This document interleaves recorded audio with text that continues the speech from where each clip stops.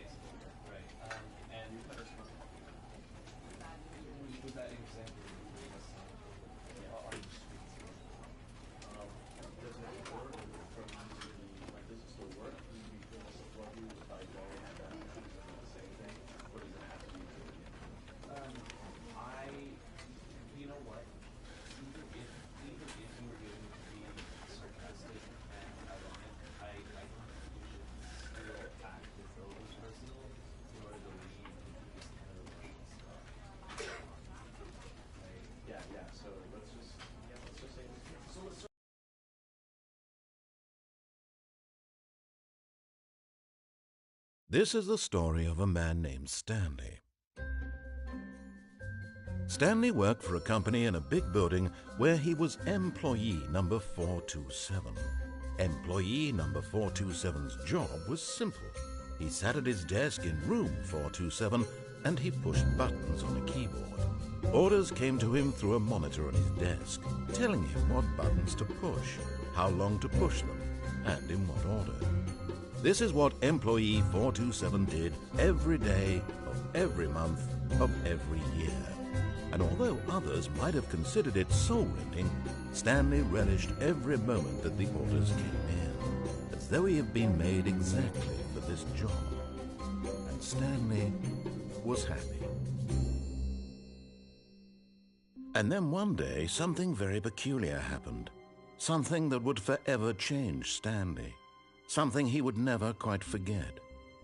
He had been at his desk for nearly an hour when he realized that not one single order had arrived on the monitor for him to follow.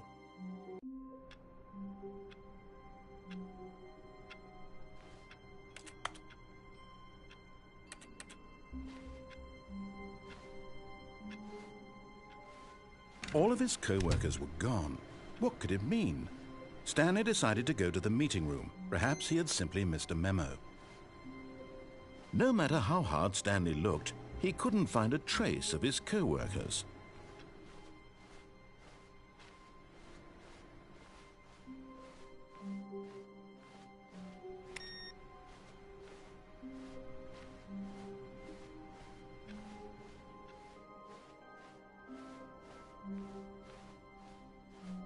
When Stanley came to a set of 2 open doors, he entered the door on his left.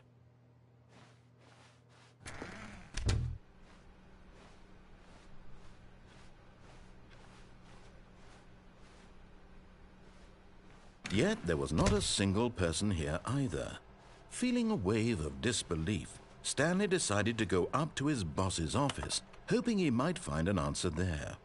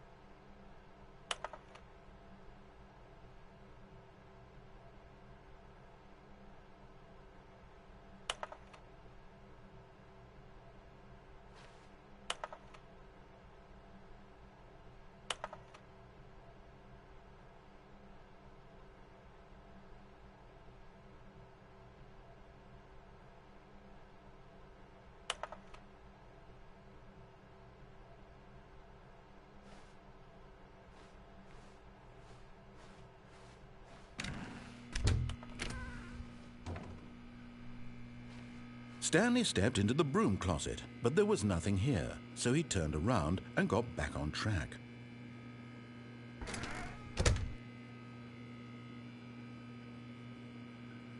There was nothing here.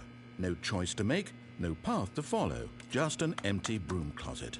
No reason to still be here.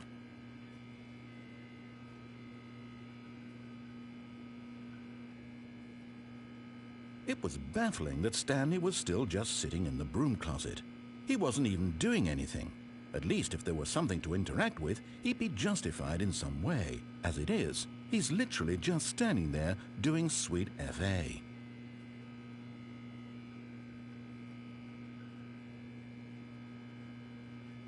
Are you really still in the broom closet?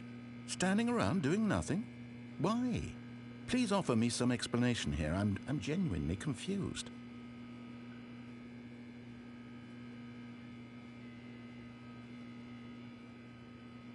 You do realize there's no choice or anything in here, right? If I'd said Stanley walked past the broom closet, at least you would have had a reason for exploring it to find out.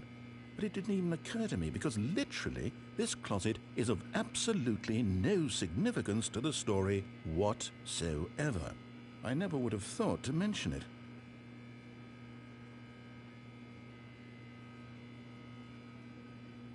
Maybe to you this is somehow its own branching path. Maybe when you go talk about this with your friends, you'll say, "Oh, did you get the broom closet ending? The broom closet ending was my favourite." I hope your friends find this concerning.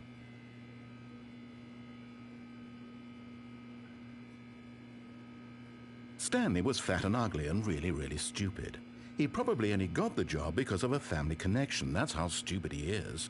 That or with drug money. Also, Stanley is addicted to drugs and hookers.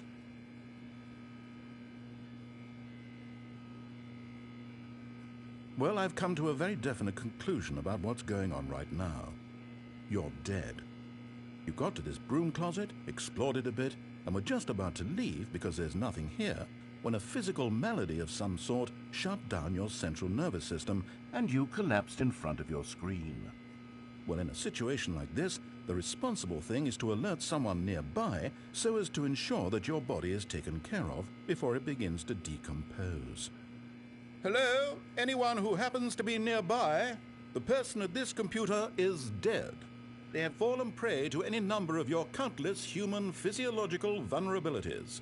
It's indicative of the long-term sustainability of your species. Please remove their corpse from the area and instruct another human to take their place, making sure they understand basic first-person video game mechanics and filling them in on the history of narrative tropes in video gaming, so that the irony and insightful commentary of this game is not lost on them. All right, when you've done that, just step out into the hallway. Ah, second player. It's good to have you on board. Coming to a staircase, Stanley walked upstairs to his boss's office.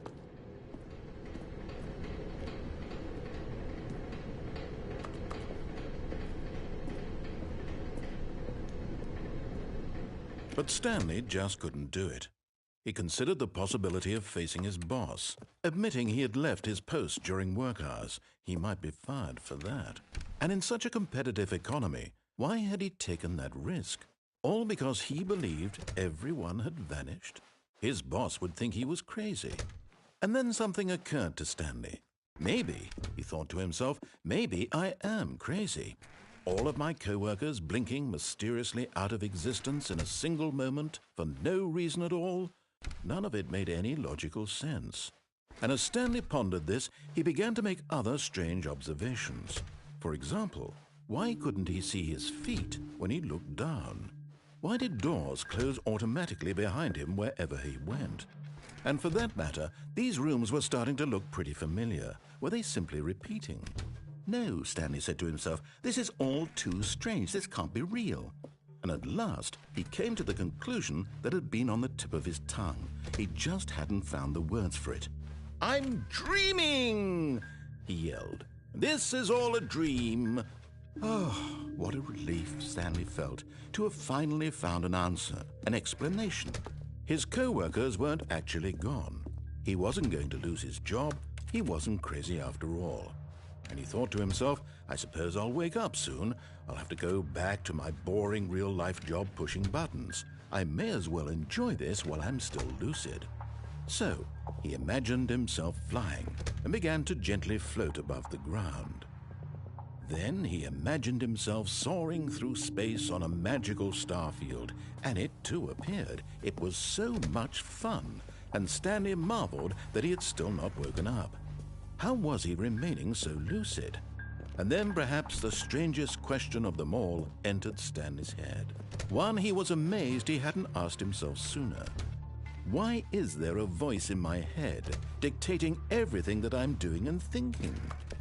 Now the voice was describing itself being considered by Stanley, who found it particularly strange. I'm dreaming about a voice describing me, thinking about how it's describing my thoughts, he thought. And while he thought it all very odd and wondered if this voice spoke to all people in their dreams, the truth was that, of course, this was not a dream. How could it be? Was Stanley simply deceiving himself, believing that if he's asleep, he doesn't have to take responsibility for himself? Stanley is as awake right now as he's ever been in his life. Now, hearing the voice speak these words was quite a shock to Stanley. After all, he knew for certain, beyond a doubt, that this was in fact a dream. Did the voice not see him float and make the magical stars just a moment ago? How else would the voice explain all that? This voice was a part of himself too. Surely, if he could just... He would prove it. He would prove that he was in control, that this was a dream. So he closed his eyes gently, and he invited himself to wake up. He felt the cool weight of the blanket on his skin, the press of the mattress on his back, the fresh air of a world outside this one. Let me wake up, he thought to himself. I'm through with this dream. I wish it to be over.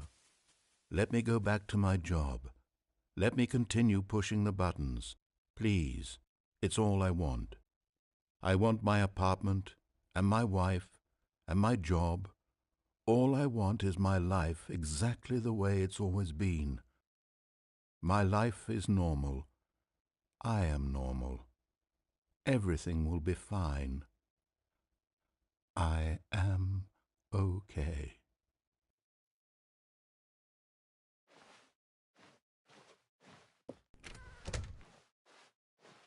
Stanley began screaming. Please, someone, wake me up. My name is Stanley. I have a boss. I have an office. I am real. Please, just someone tell me I am real. I must be real. I must be. Can anyone hear my voice? Who am I? Who am I? And everything went black.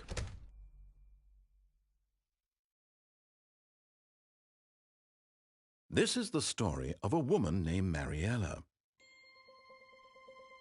Mariella woke up on a day like any other. She arose, got dressed, gathered her belongings, and walked to her place of work. But on this particular day, her walk was interrupted by the body of a man who had stumbled through town talking and screaming to himself, and then collapsed dead on the sidewalk. And although she would soon turn to go call for an ambulance, for just a few brief moments she considered the strange man. He was obviously crazy. This much she knew. Everyone knows what crazy people look like. And in that moment, she thought to herself how lucky she was to be normal. I am sane. I am in control of my mind. I know what is real and what isn't. It was comforting to think this, and in a certain way, seeing this man made her feel better. But then she remembered the meeting she had scheduled for that day, the very important people whose impressions of her would affect her career, and by extension, the rest of her life. She had no time for this, so it was only a moment that she stood there, staring down at the body. And then she turned and ran.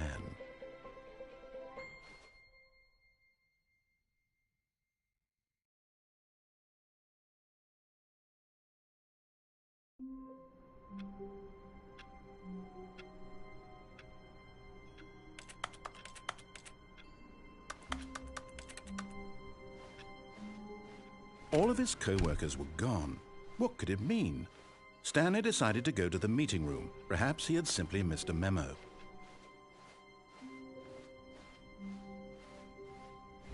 When Stanley came to a set of 2 open doors, he entered the door on his left. This was not the correct way to the meeting room, and Stanley knew it perfectly well. Perhaps he wanted to stop by the employee lounge first, just to admire it. Ah, yes, truly a room worth admiring. It had really been worth the detour after all, just to spend a few... But eager to get back to business, Stanley took the first open door on his left.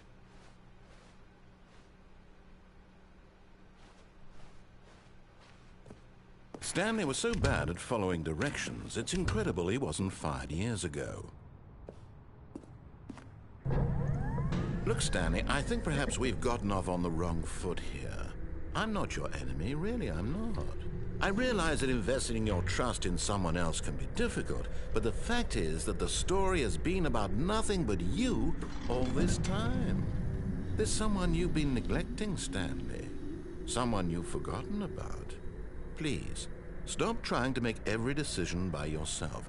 Now, I'm not asking for me, I'm asking for her. This is it, Stanley. Your chance to redeem yourself, to put your work aside. to let her back into your life. She's been waiting.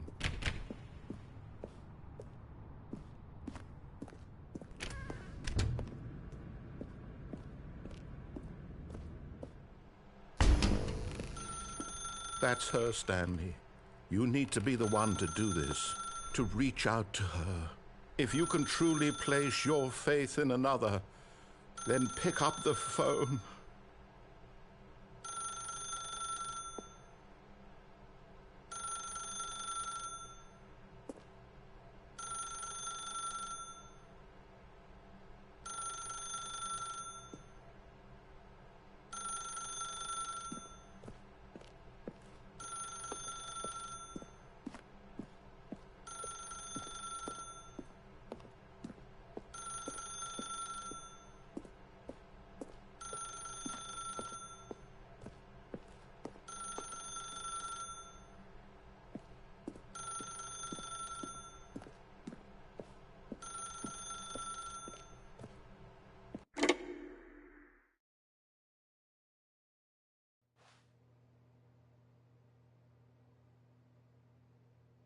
Oh, Stanley, is that you?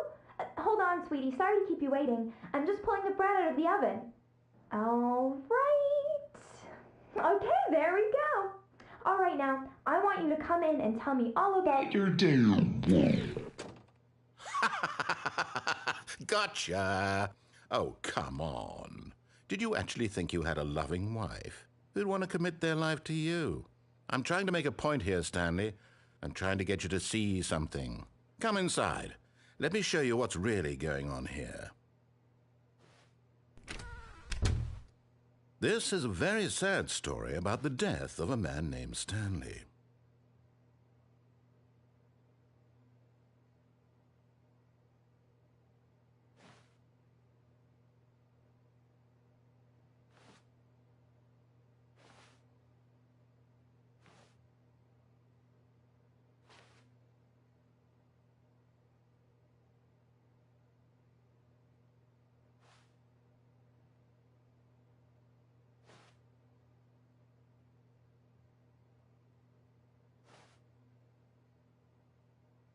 Stanley is quite a boring fellow. He has a job that demands nothing of him, and every button that he pushes is a reminder of the inconsequential nature of his existence.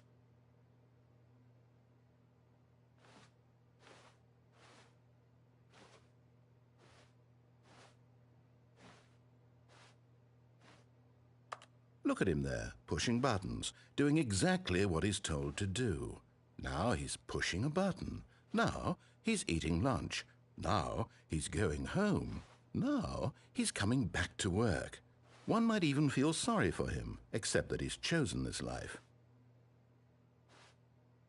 But in his mind, in his mind he can go on fantastic adventures.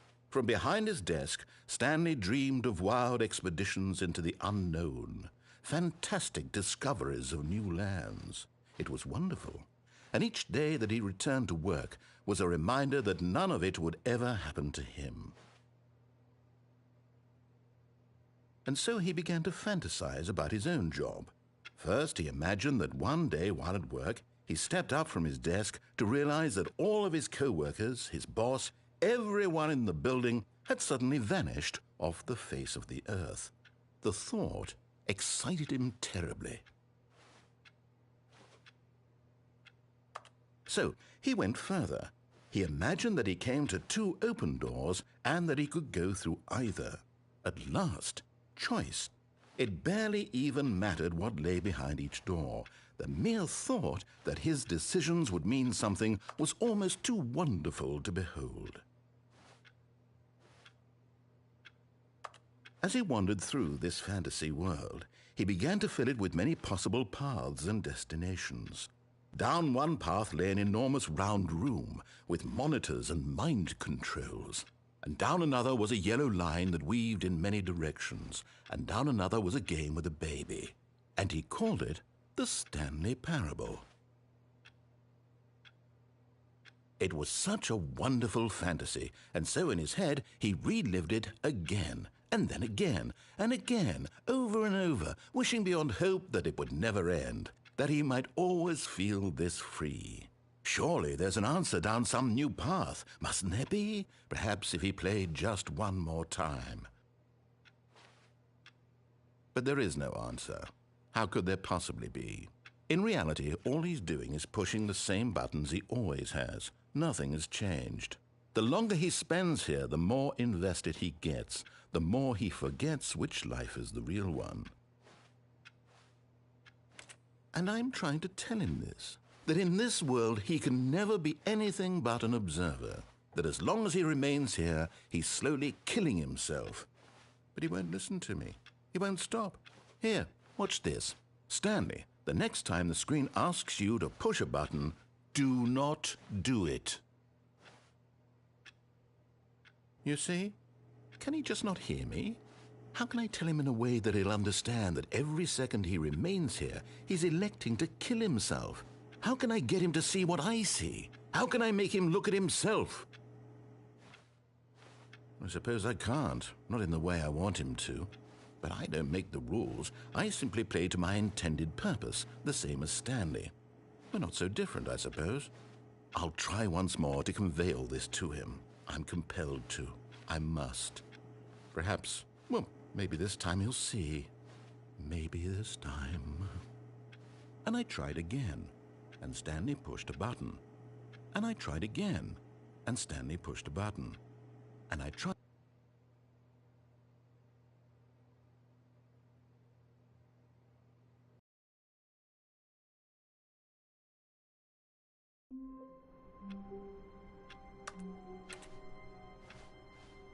All of his co-workers were gone. What could it mean? Stanley decided to go to the meeting room. Perhaps he had simply missed a memo.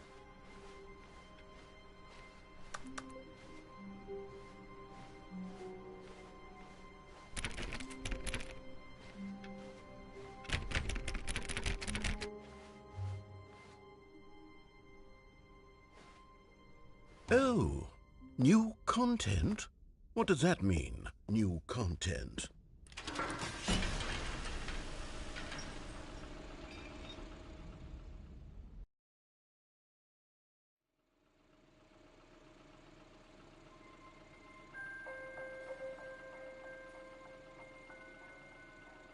Hello, and thank you for playing the Stanley Parable Ultra Deluxe.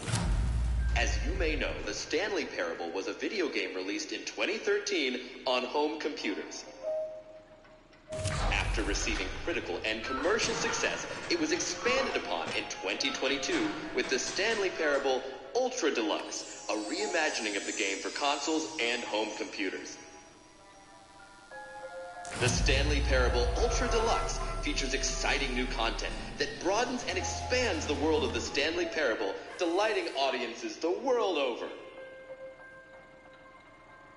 Please, step inside and see what thrilling new adventures await in the Stanley Parable Ultra Deluxe. Oh, well, this sounds delightful. I'm very excited to see the thrilling new Ultra Deluxe content.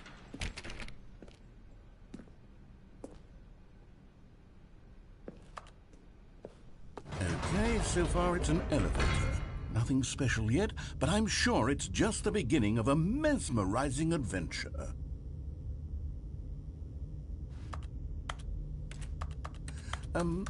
Is it broken? What's going on here? Should we be moving somewhere or... Oh, there we go. All right, finally, at long last, it's on to the new content. I've never been more ready. Let's do it.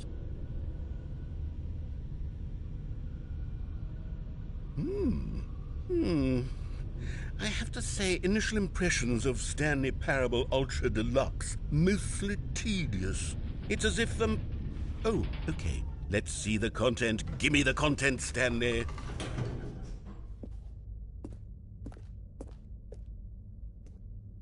All right, let's see. It's the jump circle.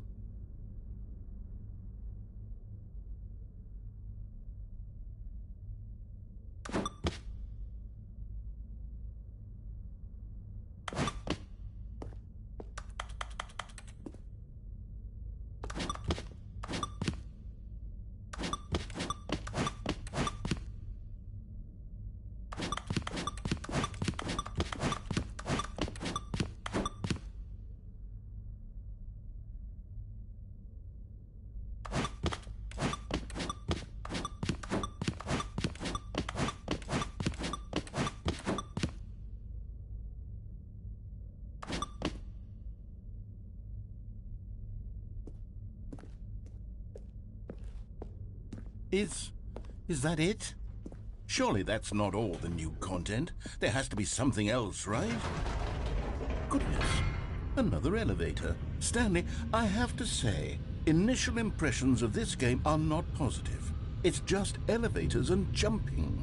Is this what passes for exciting new content? If this is new content, then I could just read you the whole dictionary. There's 20 hours of new content right there. Hell, I could count to 30 trillion. You could put that on the box. The Stanley Parable Ultra Deluxe, now with over 1,000 hours of new content. And if...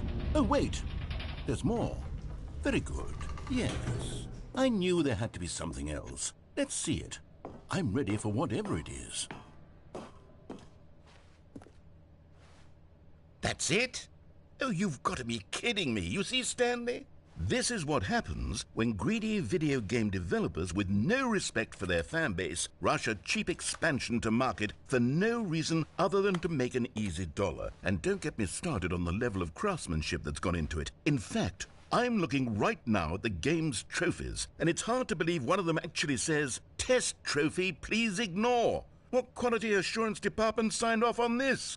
I'm infuriated and I'm offended, and I intend to find these people on Twitter and hold them personally accountable. It's my fault, Stanley. I built up too much anticipation around the new content, I'm afraid. It could never have lived up to such expectations. If you're still with me, why don't we just reset the game, and we'll try to get back to what the Stanley Parable is really about. No frills, no gimmicks. Just you and me having a great time together like always. What do you say, friend?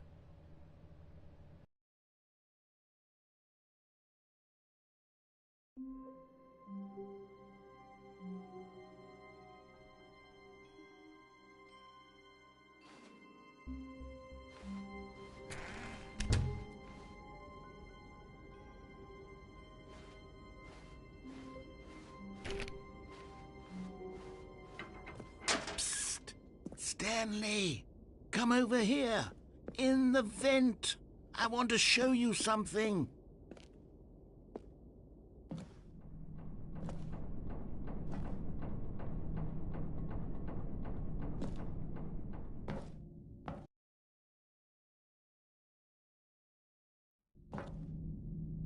Okay, you remember how cheap and unsatisfying the new Ultra Deluxe content turned out to be? Well, it got me thinking about the past and how much better the Stanley Parable used to be. So I made something special and tucked it away here where the game's developers won't find it. Just our little secret. Take a look. I call it the Memory Zone. It's where I've been storing all my favorite memories so I can relive the peak experiences of my life whenever I want. Experiences like the launch of the Stanley Parable on PC. You see, Stanley, doesn't the Memory Zone remind you of how wonderful Stanley Parable was before it was sullied with a cheap PlayStation port? Remember back in October of 2013 when the game originally launched? Back then, video games had integrity. Back then, it all meant something. Oh, the waste.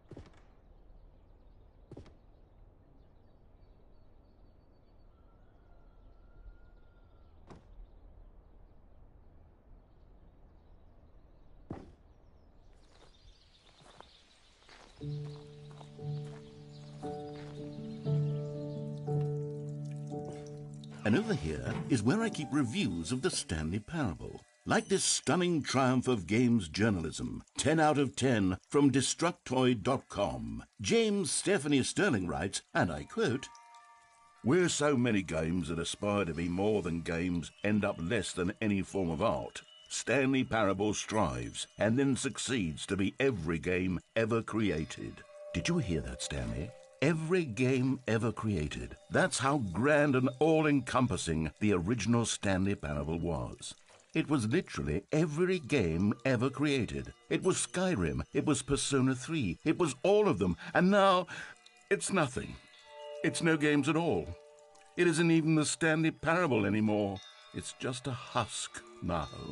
A lifeless husk with an hour of new elevator content.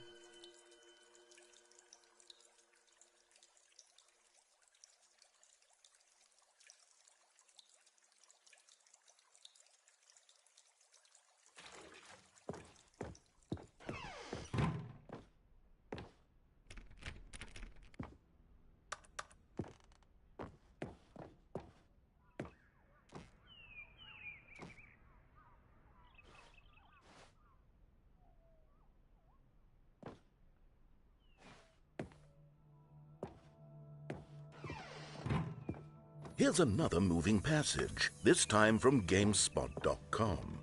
The Stanley Parable is both a richly stimulating commentary on the nature of choice in games and one that offers some of the most enjoyable, surprising, and rewarding choices I've ever been confronted with in a game. 9 out of 10. Don't you get it, Stanley? The game was perfect. It didn't need anything else. It didn't need new content. All they had to do was transport it in pristine condition along to the PlayStation. Boom, done. And they couldn't even do that. Couldn't resist the urge to go meddling with a beloved franchise.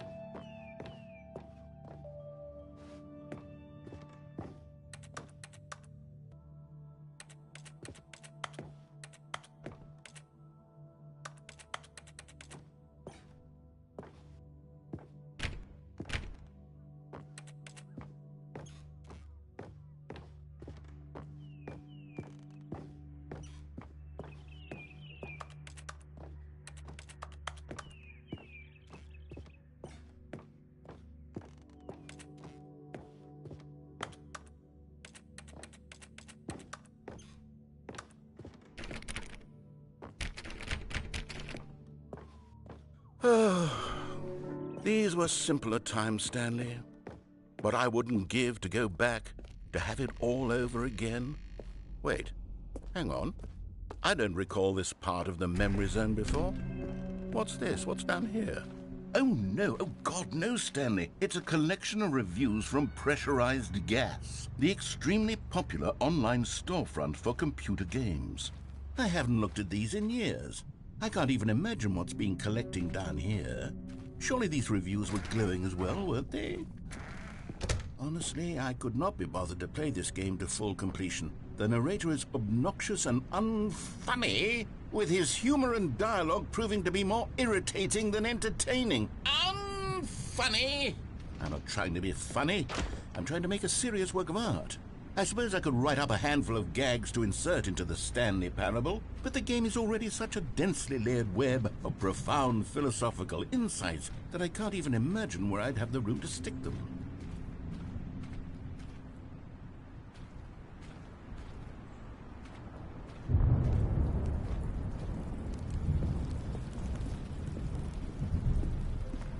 Okay, let's see what this one says. While the idea for the game is good, for someone who prefers non-linear games, this preachiness gets annoying fast. Preachy? Stanley? I'm not preachy, am I? You can tell me if I'm preachy. Honestly, you can. Oh, goodness. This is actually quite shocking for me. Well, to be honest, I had always thought of the game's dialogue as being rather terse to begin with. You can't know how much fluff I cut from the game to get it to feel as light and airy as it... Well, I always thought it did. But maybe it wasn't. Oh dear. What an awful memory to have to hold on to. These black marks on my otherwise unimpeachable track record. I feel like a failure. Like I let these people down. Perhaps the Stanley Parable isn't quite as sterling as I always remember. What's this one got to say? You constantly have to stop doing anything so the narrator can catch up with his long-winded explanations of what's happening. I wish there was a skip button. A skip button? Well, yes. Yes, I think we can do that. If I'm truly too preachy, then maybe letting you skip ahead for just a moment, surely it couldn't hurt. Not if it means we can strike these negative reviews from the record. Only positive reviews of the Stanley Parable. That's my motto today, and it's always been my motto. I'd do anything for the customer, Stanley. Yes, a skip button we shall have.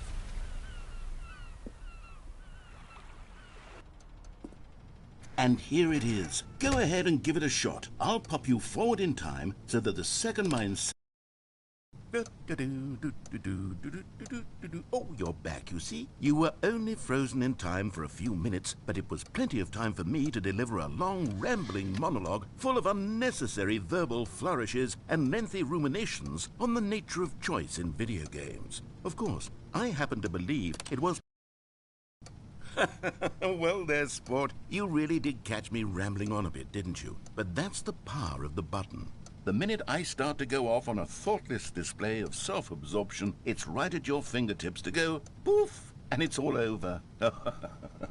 I can't wait to see what Cookie 9 will say about this, and whether they'll edit the rating of their pressurized gas review, or at least change some of the wording, perhaps.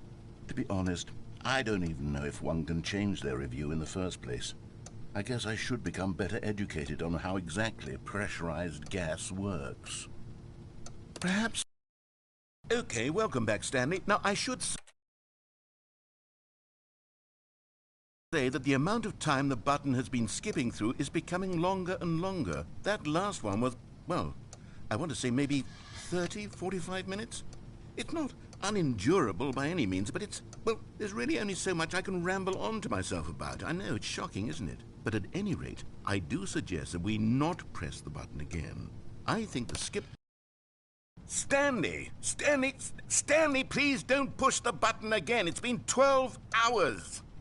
You've just been frozen there. I don't know why the skips are getting longer, but they're really, truly getting longer, and my God, there's no way out of the room. Stanley, the door is gone. It's completely gone.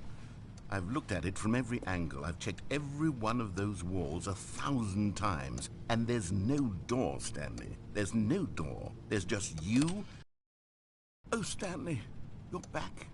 You're back. Oh, my goodness. I have someone to talk to again. Stanley, I think it's been a week. Or 2 weeks. I've been sitting here all that time. Just sitting here. Not a single person to speak with. And you'd think that that's just how it's always been, right? Me talking and you saying nothing. Would you think that it's exactly the same as always? Doesn't that feel like... Oh, hello, it's you. You're here again. Welcome. I have had time to think about you and about us and about everything we've been through. I've had so much time. I stopped keeping track after a year. Have you ever sat down in one place and not moved for one entire year? Let me describe it for you. To begin with, there is only regret. There is only the turning wheel of missed opportunities. I felt nothing at all but regret for the longest time.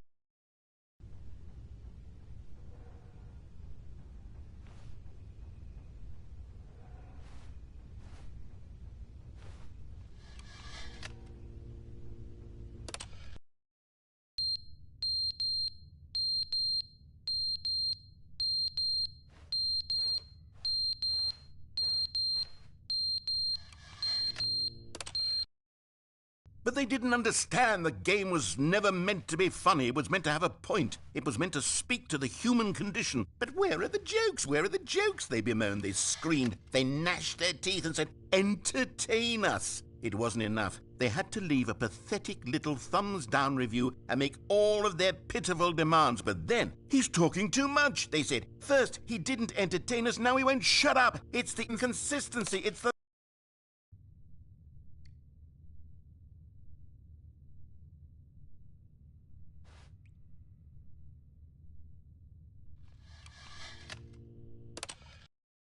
the end, is never the end, is never the end, is never the end, is never the end, is never the end, is never the end, is never the end, is never the end, is never the end, is never the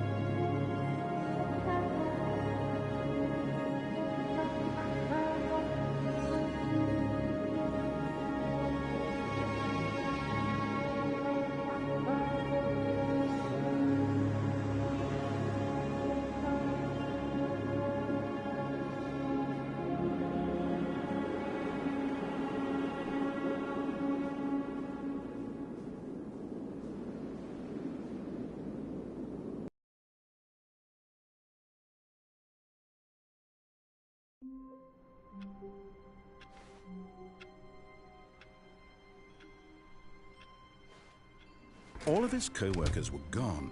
What could it mean? Stanley decided to go to the meeting room. Perhaps he had simply missed a memo.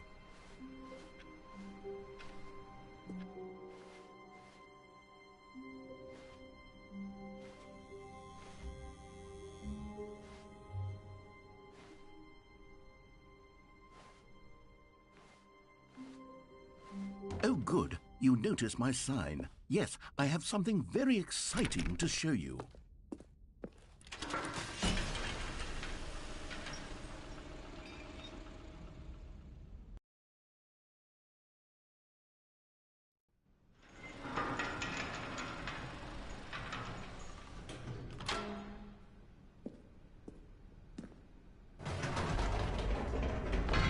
You see, Stanley, I've been reflecting on the Stanley Parable and about how roundly disappointing this ultra-deluxe version has turned out to be.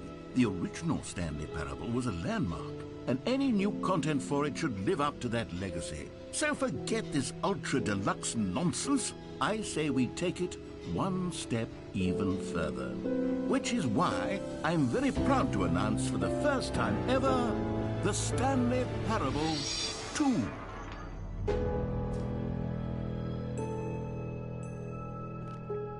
Yes, you see, isn't this far superior to a measly port with a few minor additions? Think of all the new territory we'll cover with a fully fledged sequel. An entirely new experience, built from the ground up. Why, there are so many possibilities. It could go in so many different directions. This is what fans have truly been asking for.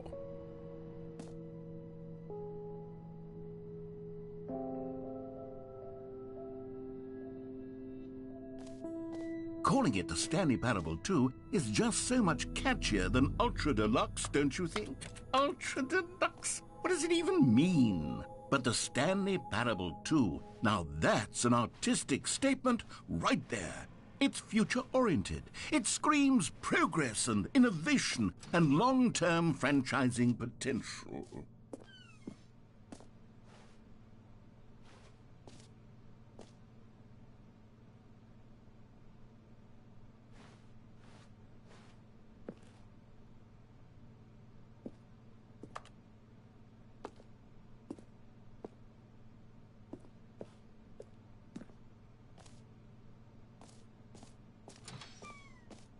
Now, to be clear, I haven't quite nailed down what exactly the Stanley Parable 2 is going to be, but let's take a look at some of the features I've been developing for it. I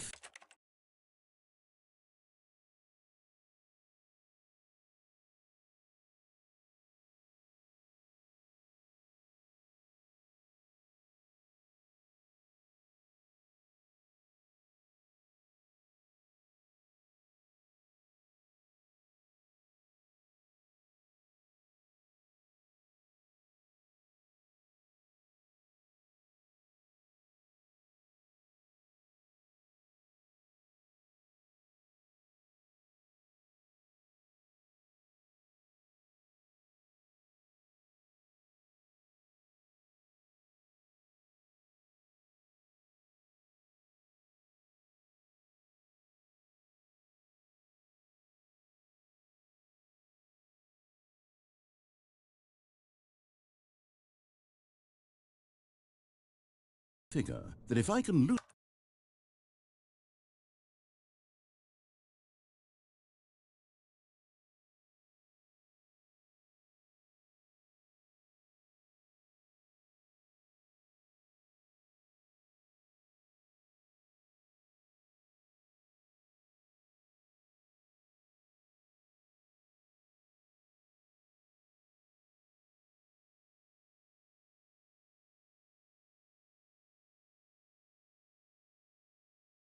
loosely organize a handful of interesting concepts, that surely the game will sort of naturally spring up around them. It'll all work itself out. Game development is much more of a fuzzy magic than anything scientific or logical, really.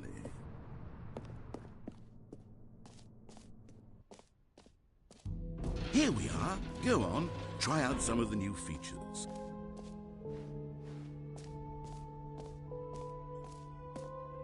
For the Stanley Parable 2, I asked myself, what do players really want? And of course, the first and most obvious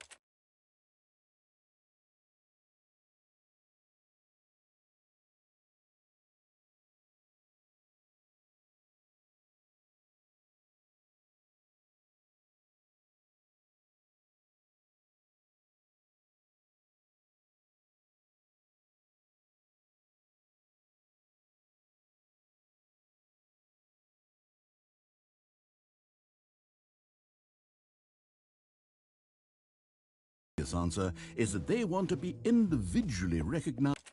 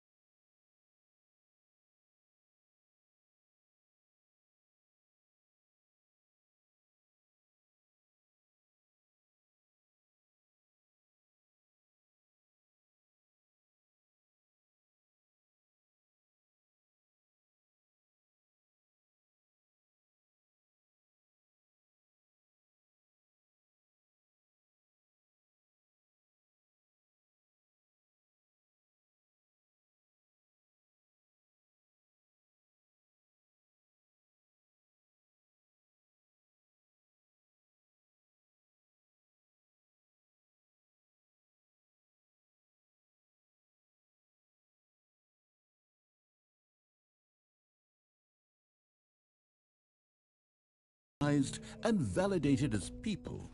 So with that in mind, my first addition to the game is this button which speaks the name of the person playing the game. Isn't that wonderful? Jim. Sorry, I should have clarified. Right now, the button only says the name Jim. But of course, in the final game, this button will say your name, whatever name that is. Here, let's have you role-play as Jim to really simulate the full experience of this feature. Just play along. I promise you'll love it. Okay, here we go. Let's take a deep breath, clear your mind, forget whoever you are, and simply become a person named Jim. I want you to imagine yourself living as Jim, sleeping and waking as Jim, falling in love and being heartbroken. Jim. Whoa, hold on. I wasn't finished setting up the backstory. If you don't properly roleplay as Jim, then you'll never understand the impact of this button. Otherwise, it's just a stupid button that says somebody else's name. Okay, we're doing it again, and this time let me finish first. Now, allow yourself to become Jim. Imagine yourself driving to work. Jim. All right, fine, whatever. It's just a meaningless button that says Jim. Are you happy now? Get out of here. I'm done with this button. Why don't you go humiliate me in front of a different feature that I worked very hard on?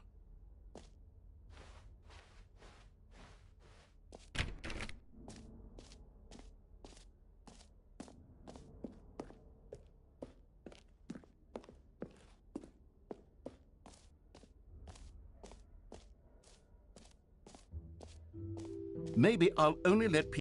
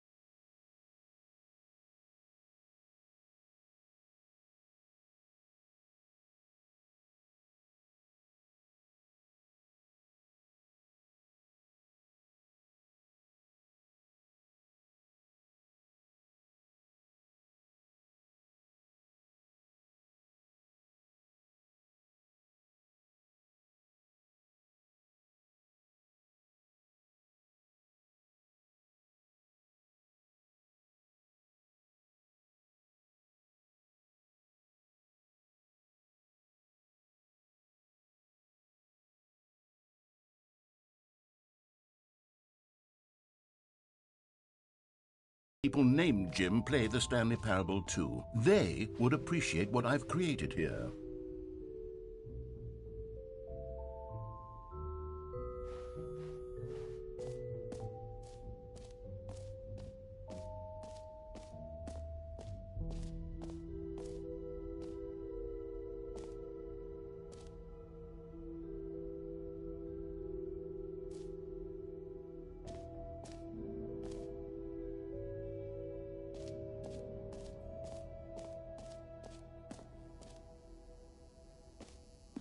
Now, here's something special. You remember that broken test trophy that got left in the game on accident? Well, I'm developing a technology to simply give you the trophy. Yes, you see, you'll come to this lever and... Okay, perhaps I should have clarified. This is technology that will exist. Right now, the trophy is still fully broken. I'm not a wizard, Stanley, but I guarantee it will be fixed in the sequel to at last satisfy the hordes of ravenous fans all over the world who have been uproariously demanding this feature. Gamers, we hear you, and I promise it will happen.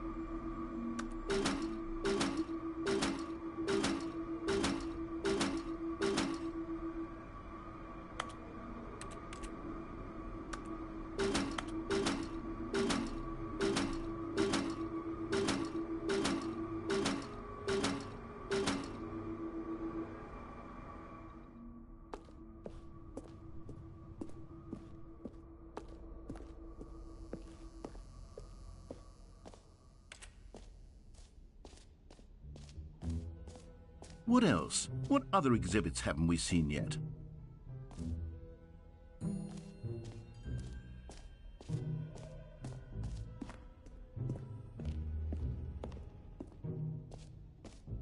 Ah, collectibles. Now it's a real video game. In the Stanley Parable 2, you'll run around gathering up these miniature Stanley figurines. And what's truly innovative is that there will be no reward for collecting all of them. I don't want to stifle the intrinsic joy of watching a number go up. You simply collect all of them, and then you move the hell on with your unremarkable life.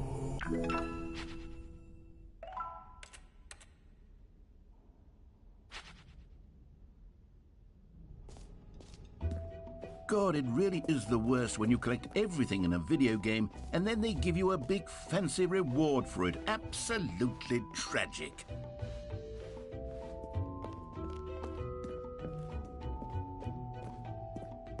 Oh, goodness, Stanley, this is fairly awkward. I hate to do this, but before you leave, you really should go to the bucket exhibit. You see, there's a surprise I was going to spring on you later, and it involves the bucket. And I really do hate to break the illusion, but it's important that you go see the bucket, okay? All right, I'll get out of your hair now.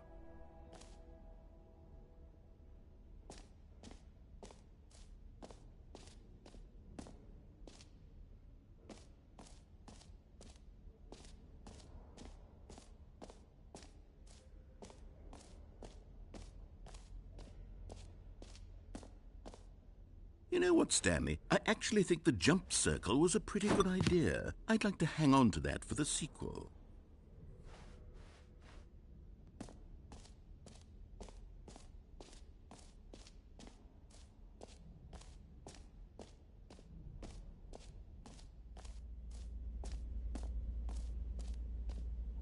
Stanley, here's an idea that I'm truly fond of. It's never been done before in a video game.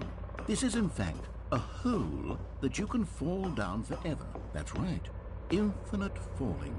You can fall until the end of time, if you like. A stunning leap forward for video games as a medium.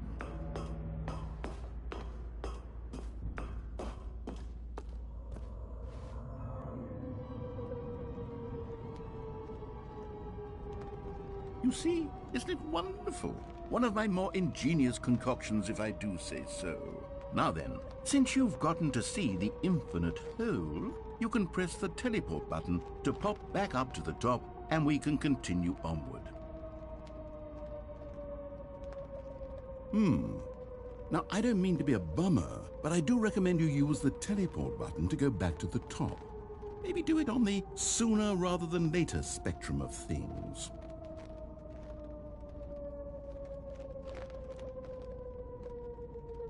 Okay, Stanley, I don't know quite how to say this tactfully, but it's possible that I slightly exaggerated the infinite nature of the hole.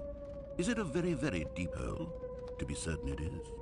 It's an extremely deep hole. I don't want anyone to say that it isn't an astonishingly deep hole. It is. Is it infinite? Well, that sort of depends on your definition of infinity.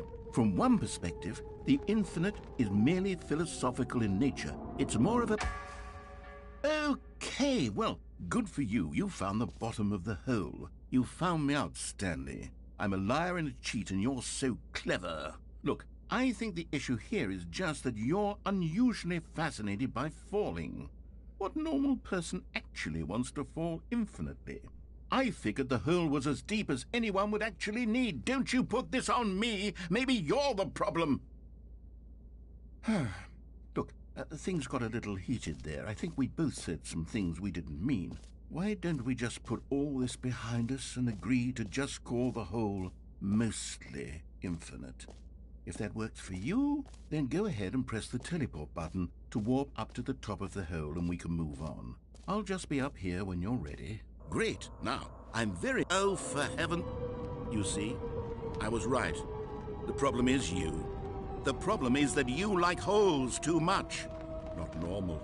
A normal person would have said, yep, that's an infinite hole right there. Goes on forever till the end of time. Don't need to see it all, but not you. Oh, no, no, no, no. You have a weird sort of... Oh. Did the hole seem even shorter to you this time? I couldn't help but feel like you spent a little less time in there than you did before. I mean, admittedly, I didn't make an infinite hole, but I didn't think it was that not infinite. Well, I suppose once again there's nothing to do here. If you decide you've had enough of the hole, you can hit the teleport button and come join me up above. Had enough? I'm positively thrilled. Gosh, how could I have guessed? You're back in the hole. If this starts to become a thing where... Wow. Okay. Yes. I'm starting to become extremely certain that the hole is not only not infinite, but that it's growing steadily less and less infinite. I suspect that I'm starting to hit the point where it's no longer feasible to call the hole infinitely deep, even by the lax overall standards for accountability and marketing. What's going on here? Stanley, I have no explanation for the uncertain nature of the hole's length. Here, let's try something. Let's pop back up to the top, and we'll see if it gets any shorter. Well, there it is. The shame of my lie has come to haunt. How is this still appealing to you?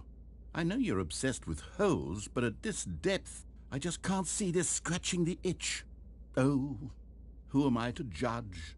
You just do whatever it is you're here to do and hit the teleport button when you're ready to move on.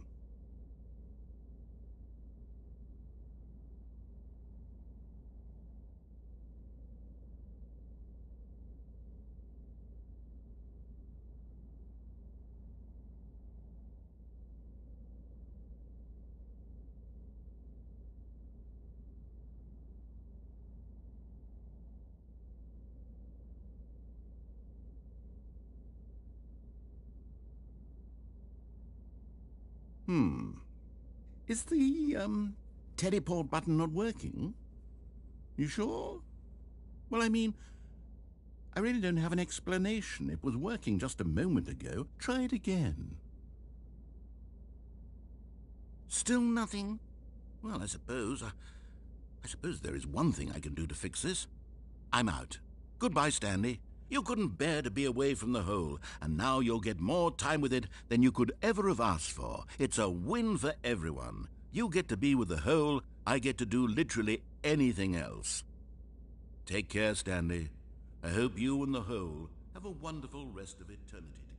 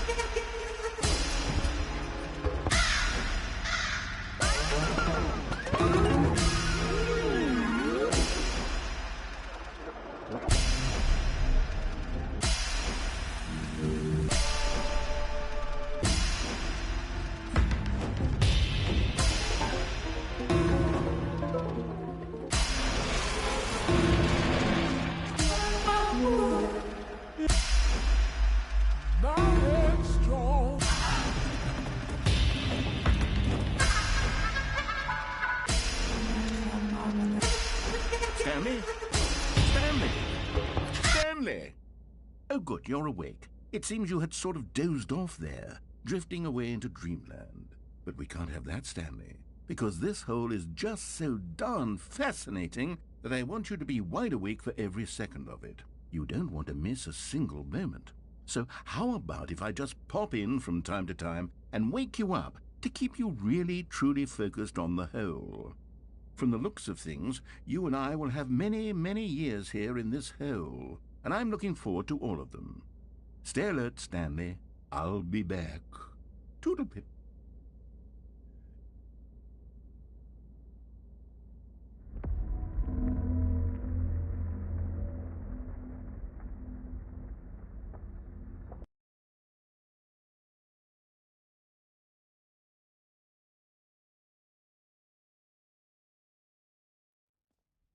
Here we are. Go on, try out some of the new features.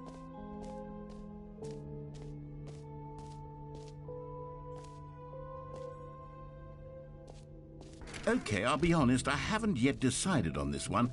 I think that in the new version, the office could use a bit of decoration, like balloons. But I'm undecided on Get Well Someday and Happy 12th Birthday. Which would you go with? You know, sometimes when you solicit another person's opinion, it makes you realize that you knew which one you actually really wanted all along.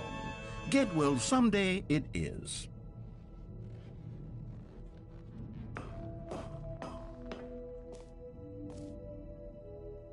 Or actually, maybe I should have gone with... No, I've made my decision. We're moving on.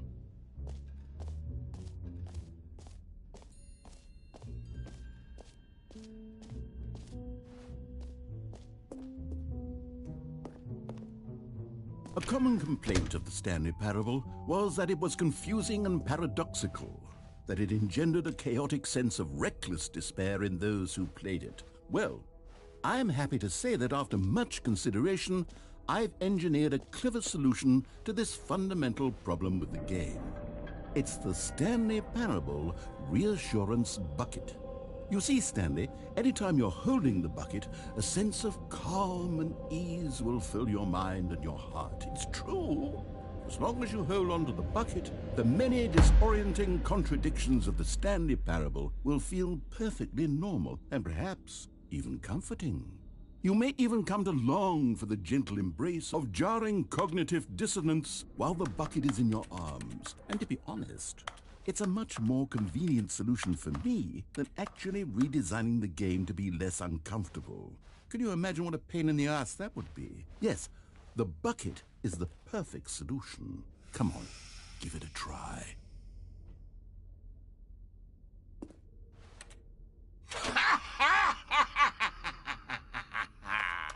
Can you feel it? The glow of comfort, even in the face of crushing despair, must already be sweeping through your body. And in fact, can I say that I do believe the bucket lends you an air of charisma as well? I think that just holding it has made you the slightest bit more attractive as a person. The benefits of the bucket seem to go on and on, don't they? All this and more await you in the Stanley Parable 2.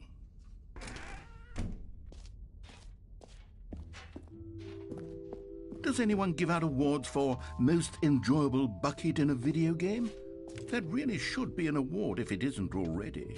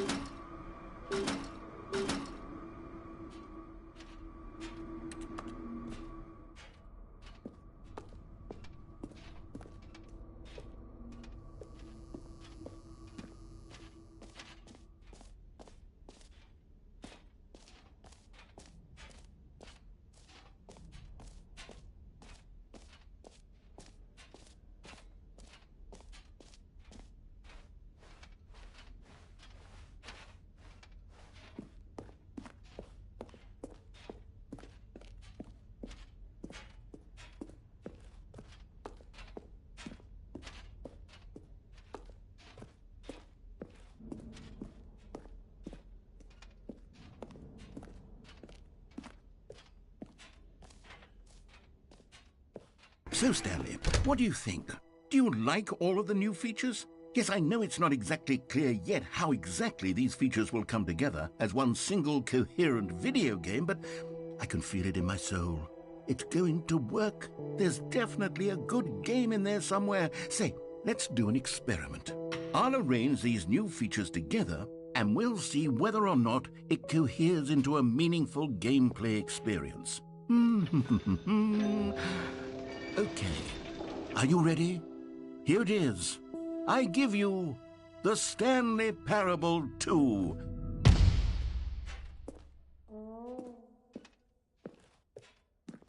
I mean, there's potential here, right? It's sort of... Okay, never mind. Hold on, let me do a different arrangement. Okay, yes, this is much better. I feel good about this. Here we go. Version 2. Who am I kidding, Stanley? This isn't a coherent video game at all. It's a lot of gags. And I do very much enjoy creating gags, but they don't add up to anything. I wanted more than anything to create a sequel that would capture all the magic of the first game. I wanted fans to love it. No matter how good these gags are, they won't stand on their own. They would need the structure and the gameplay of the original. Wait, maybe that's it. I can take the original Stanley Parable and simply, well, insert a few of my new features into it. Tastefully, of course. With respect. With care for the vision and integrity of the original game. Would it possibly work? I suppose it could. But it would need a really, really tremendous title screen. A title screen that says with bold and uncompromising conviction, "This is the Stanley Parable 2. Let me see if I can whip something up. All right, perfect. Go ahead. Take a look.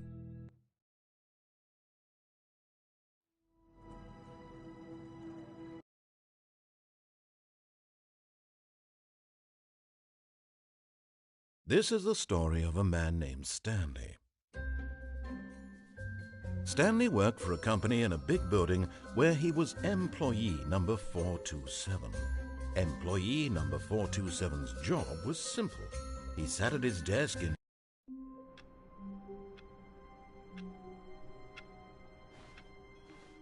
all of his co-workers were gone. What could it mean? Stanley decided to go to the meeting room. Perhaps he had simply missed a memo.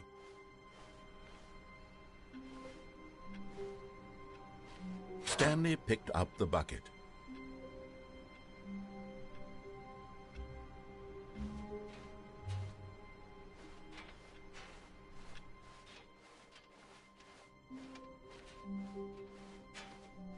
Stanley clutched the bucket tightly to his chest and entered the door on his left.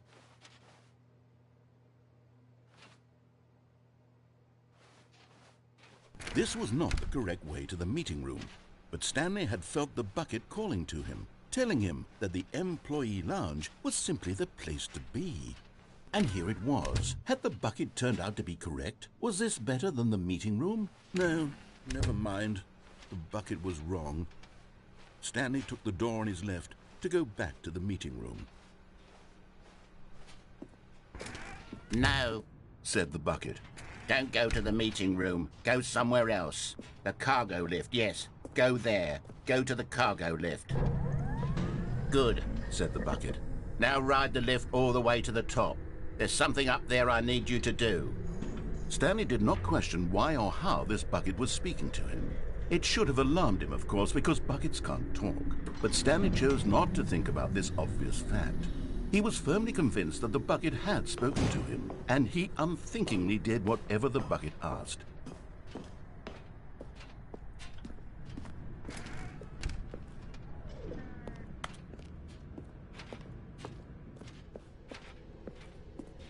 No, stop. Look there on the wall, you see? There's a sign right there. It says, "No buckets past this point." Stanley, how could you think it was okay to bring the bucket here? Unless, what if the problem is that you actually don't know what is a bucket and what isn't a bucket? I suppose that would explain a lot about your behavior up to this point. Which, if that's true, well, my goodness, I think we have to do something about it.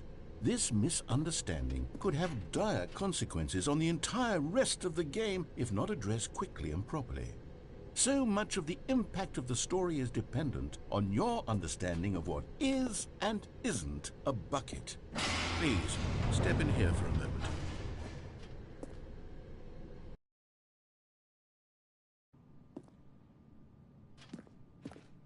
Now then, I'm going to run you through some test scenarios, and you'll tell me whether or not the thing I'm showing you is a bucket. Simple enough, right?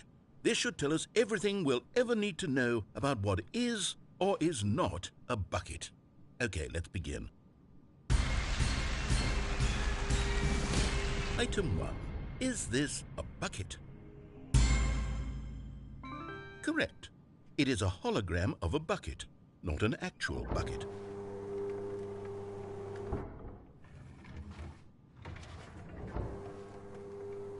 Item 2. Is this a bucket? Correct. It is a 3D printed recreation of a bucket, not an actual bucket.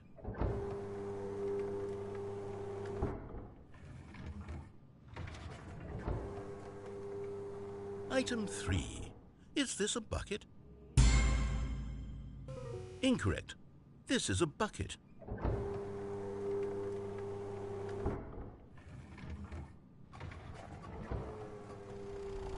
Item 4. Is this a bucket? What?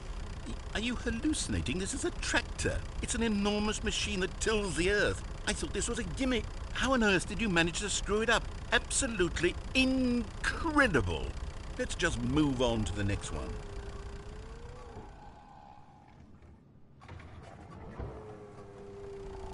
Is this a bucket? Correct. This is a bucket.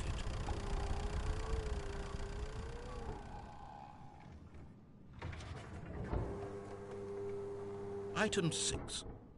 Is this a bucket? Trick question. Both. Gotcha.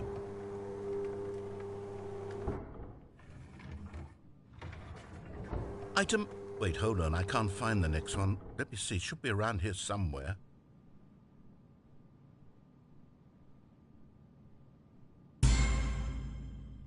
Yes, thank you. There's nothing here. Of course it isn't a bucket. We both know full well that nothing isn't a bucket. Wait, when I say nothing isn't a bucket, that makes it sound like I'm saying everything is a bucket, which of course is not true. Unless, is that what you think? Answer me straight, Stanley. Are you trying to tell me that you believe everything is a bucket? You know what? I'm too confused to even sort it out.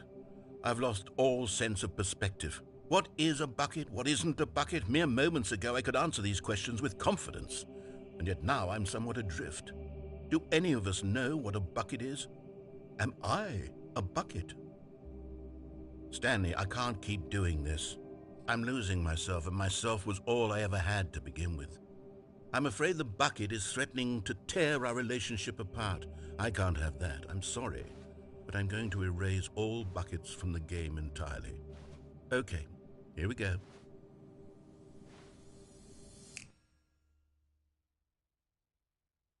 What happened? Is everything gone? Why did everything disappear? Wait, was everything a bucket? Every single thing in the game was a bucket. Oh my God, I had no idea. How could... except me. I'm not a bucket after all. And you, Stanley, you're still here. You're not a bucket either. Oh, this is wonderful news. We're not buckets. Yes, I actually feel much more at ease right now. It's delightful to get some clarity on that issue, but it doesn't change the fact that we haven't got a game. So, tell you what, I'll reset everything and we'll put back all of the buckets, okay? And we'll know that it's all a bucket. But if you run into anyone else, maybe don't mention that.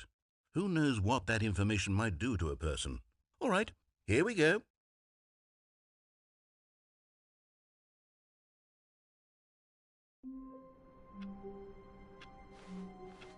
All of his co-workers were gone.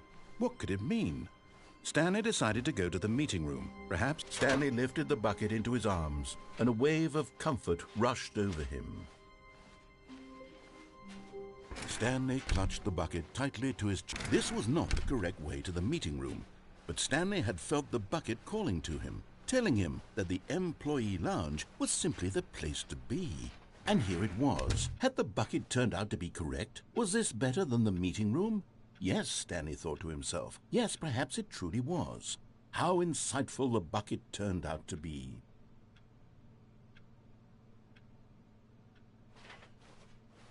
No, never mind.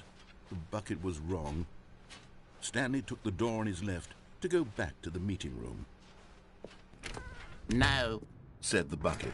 don't go to the meeting room. Go somewhere else. The cargo lift, yes. Go there. Good, Said the bucket. now ride the lift all the way to the top. There's something up there I need you to do.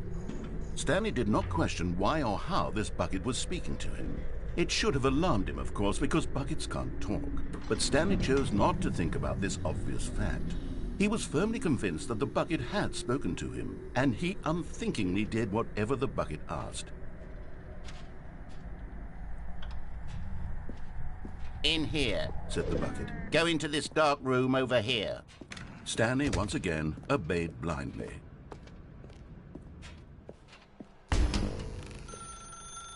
Now pick up the phone. Said the... This is the sad story of a man named Stanley and his bucket. Once upon a time, I gave Stanley a bucket because I thought he was lonely and could use a friend. And then, very distressingly, he began to believe the bucket could speak to him.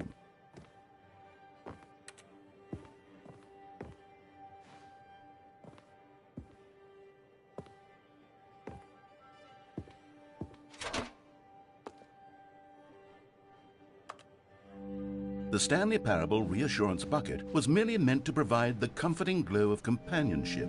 It doesn't literally talk and give you orders. Whatever Stanley is hearing the bucket say to him is just in his head. Lately, I've been concerned about him. Wouldn't you be concerned as well? To see him delusional like this, obsessing over an inanimate metal object? I want to say something to him, but I don't know how I can convince him. I don't know if he'll listen to me. Oh, I'll try anyway. Stanley, can you hear me? Listen to me. It's just a bucket. It can't think, it can't talk. All it will ever truly do for you is effectively transfer a liquid from one location to a different location. That's it. It doesn't do anything else.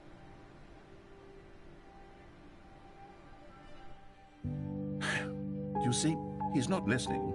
He's still taking orders from the bucket. You know, once upon a time it was me he took orders from. Me he trusted and listened to. Now all he cares about is his awful bucket. This stupid hunk of metal. It's sad, but I suppose he doesn't need me anymore. From now on, he's just going to cling to this bucket, this cold, empty bucket, this sort of shiny bucket. Well, I'll give it this. The bucket does have a nice shine to it.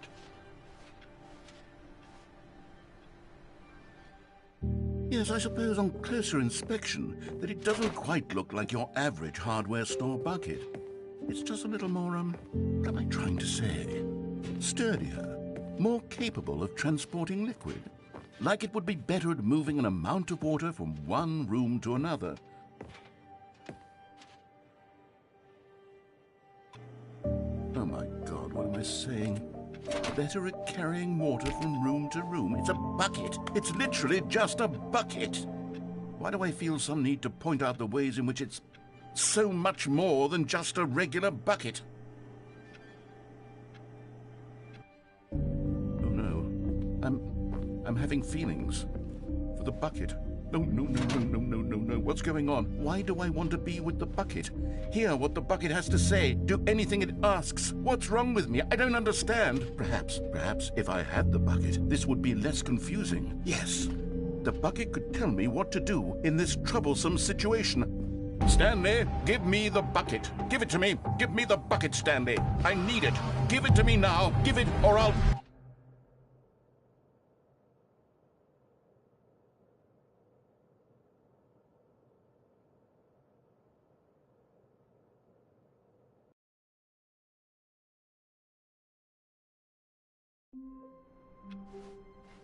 Stanley knew the office layout like the back of his hand. It was only a matter of time before he found the others, where the confusion and the chaos all seemed to melt away as Stanley embraced the bucket.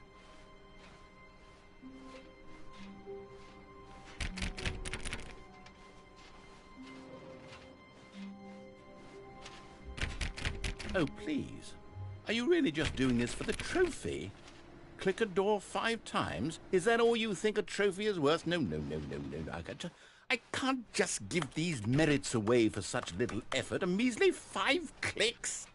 Now, suppose you were to click the door 20 times. I would say that's the kind of... Stanley clutched the bucket tightly to his chest. This was not the correct way to the meeting room, but Stanley had felt the bucket calling to him, telling him that the employee lounge was simply the place to be. And here it was. Had the bucket turned out to be correct? Well, no, never mind. The bucket was wrong. Stanley took the door on his left to go back, and so the two of them detoured through the maintenance section and walked straight ahead to the opposite door.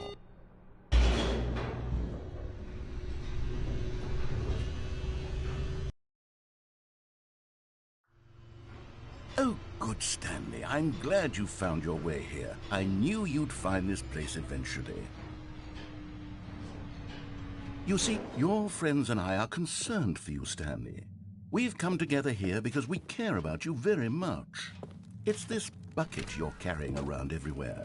The bucket isn't even from the original Stanley Parable. It's just sequel content. We're the ones that matter, Stanley. Classic characters from the first game, like the Adventure Line and the Broom Closet. Because that's what fans want from a sequel. They want more of their favorite jokes, not this bucket that they've never seen before.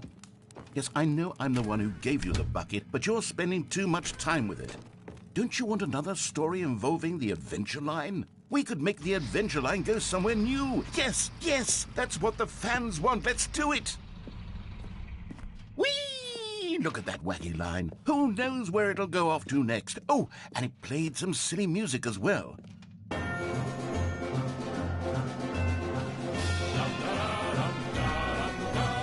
Now this is what the Stanley Parable is all about. Don't you remember all those great jokes from the original dialogue? Also, Stanley is addicted to drugs and hookers. Yes, it's as classic now as it was back then. Let's do it for the fans, Stanley. Let's give them more content exactly like this. But if we want to do that, you're going to have to give something up. Don't you get it, Stanley? We need to get rid of the bucket. That's why I'm very proud to introduce a brand new character. This is the Bucket Destroyer.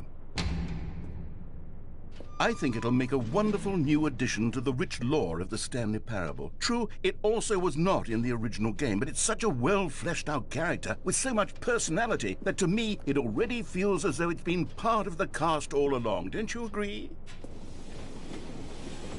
Can you guess what the Bucket Destroyer does? Surely you don't need me to spell it out for you. Go ahead now, Stanley. Say goodbye to the bucket, and then pop it into the machine when you're ready.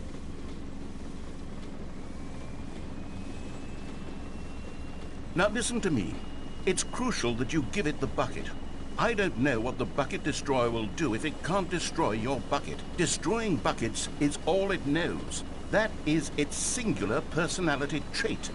Sure, I can hear you saying, how does a character with only one personality trait deserve to join the pantheon of beloved Stanley Parable characters?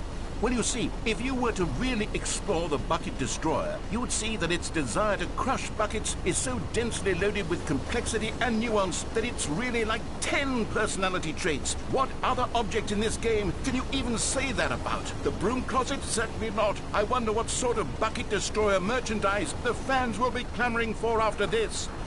Okay, the Bucket Destroyer is getting very upset now. You'll have to hurry and feed it. We can't get back to the classic Stanley Parable characters like the Adventure Line or the Bucket Destroyer until you crush that damn bucket. Quickly now, the fans are waiting. Do it, the fans, Stanley. Give the fans what they want. Hurry and...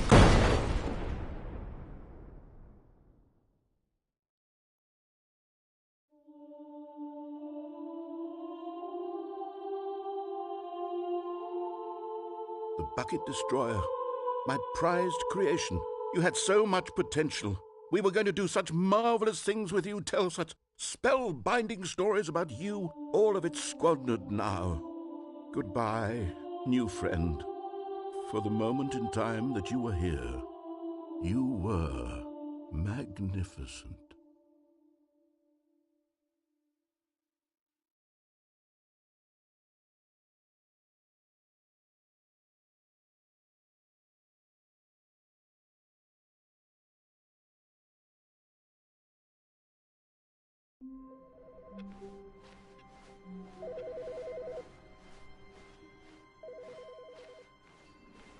Warmth spread through Stanley's arms.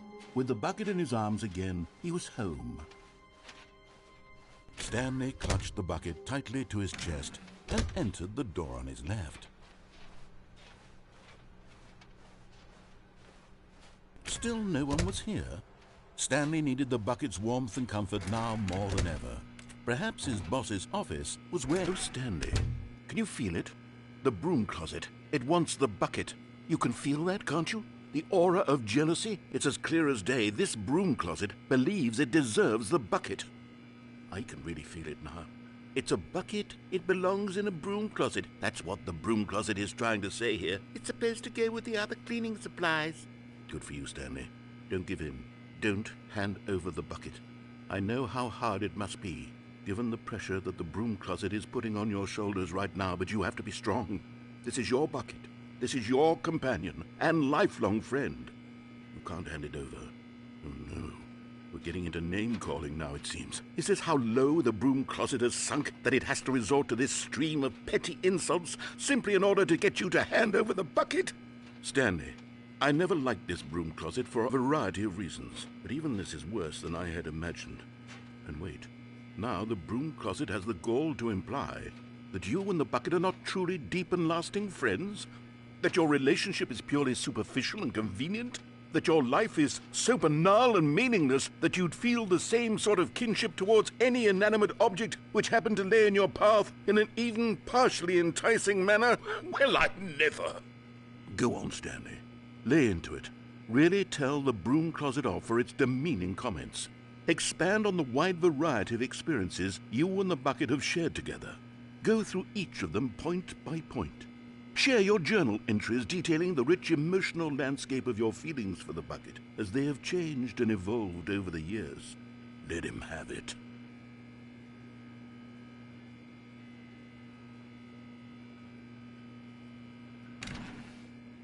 Okay, I've got you something which I think will help settle this debate once and for all. Coming to a staircase, Stanley and the bucket walked upstairs to the boss's office.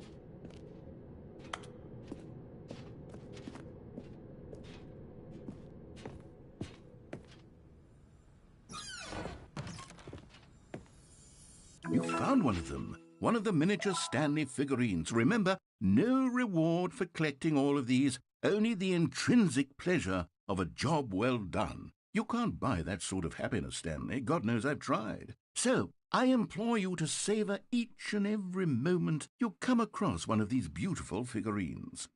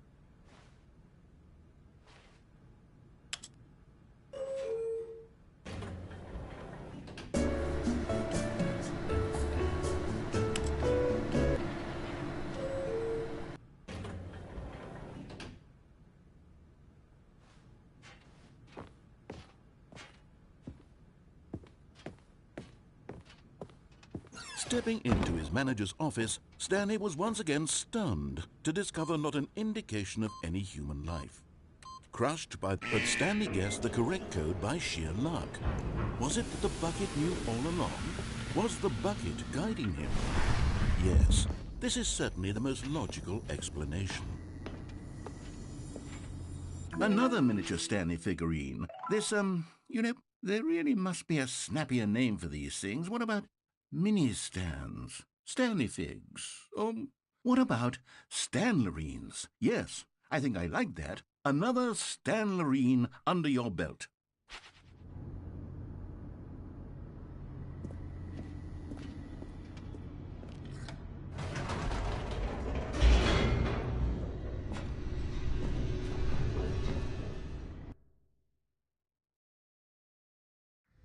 The elevator raced downward, plummeting towards an unknown fate.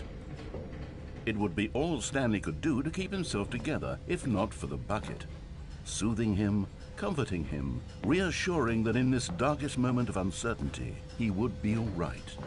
The bucket is here for you, Stanley. Everything will be fine.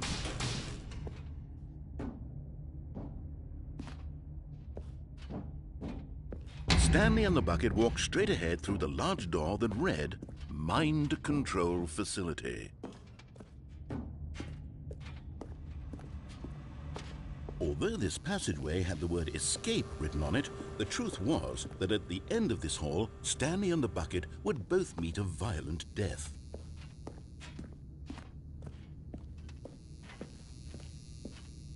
The door behind them was not shut. Stanley and the bucket still had every opportunity to turn around and get back on track. At this point, Stanley and the bucket were knowingly walking forward into a very painful death for each of them.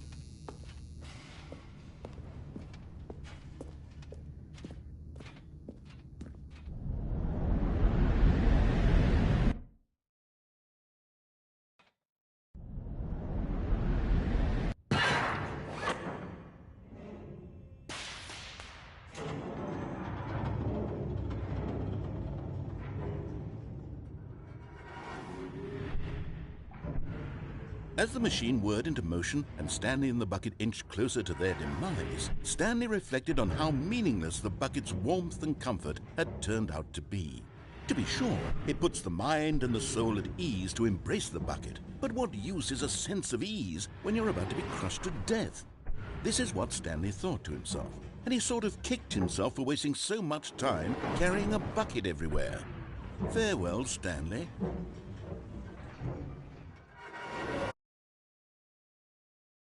"Farewell, Stanley," cried the narrator, as Stanley and the bucket were led helplessly into the enormous metal jaws. In a single visceral instant, the bucket's life came to an end, as it was crushed violently to death.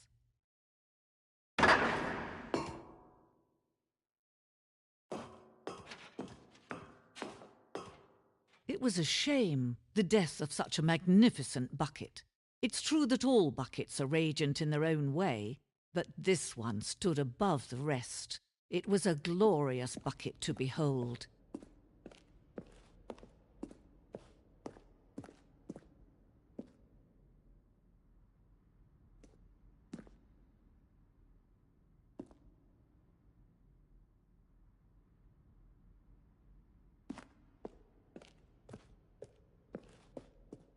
Can you see how arrogant it was for Stanley to take a bucket like this and to claim it for his own? Can you see the hubris that blinded him? Can you see that the bucket is far more noble than Stanley will ever be in his short life?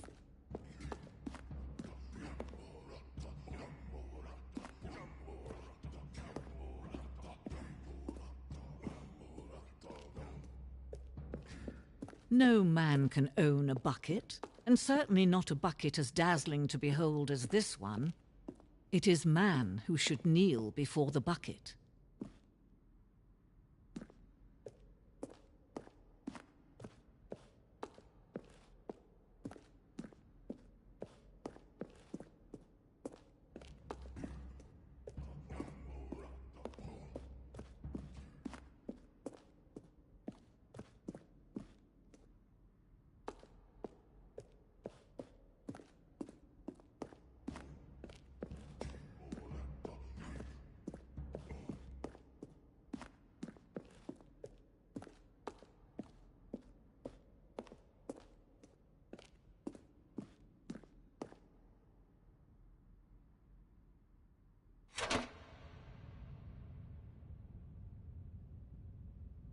But there is something we can do. Something we can do together, you and I, that will right this terrible wrong. Let Stanley die. Let him be crushed by the machine. Don't reset the game. Don't give him another opportunity to run off with another beautiful bucket. We can save the world's buckets from their treatment as tools and implements if only we let Stanley die together.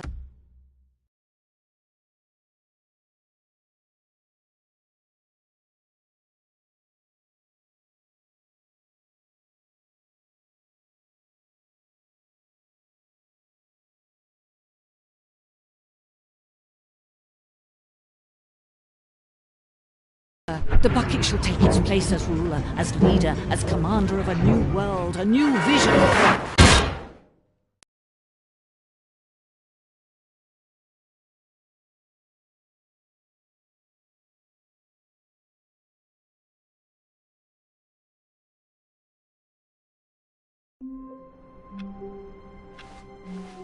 All of his co-workers were gone. What could it mean? Stanley decided to go to the meeting room. Stanley picked up the bucket and smiled. He'd never be alone again, not truly alone, not with the bucket around. Stanley clutched the bucket tightly to his chest and entered the door on his left.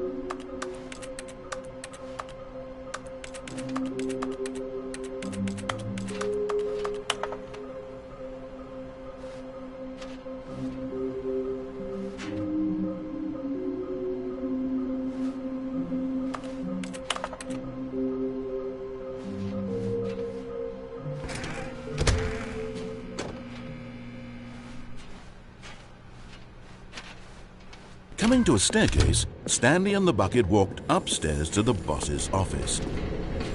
Okay, I'm going back to the name of these little Stanley figurines, and now I'm torn between Stanlerines and Figlies. What do you think, Stanley? What name better encapsulates the intrinsic sense of happiness that you get from seeing a small number in the corner of your screen go up by 1? Let me sit on it. I'm sure it will come to me.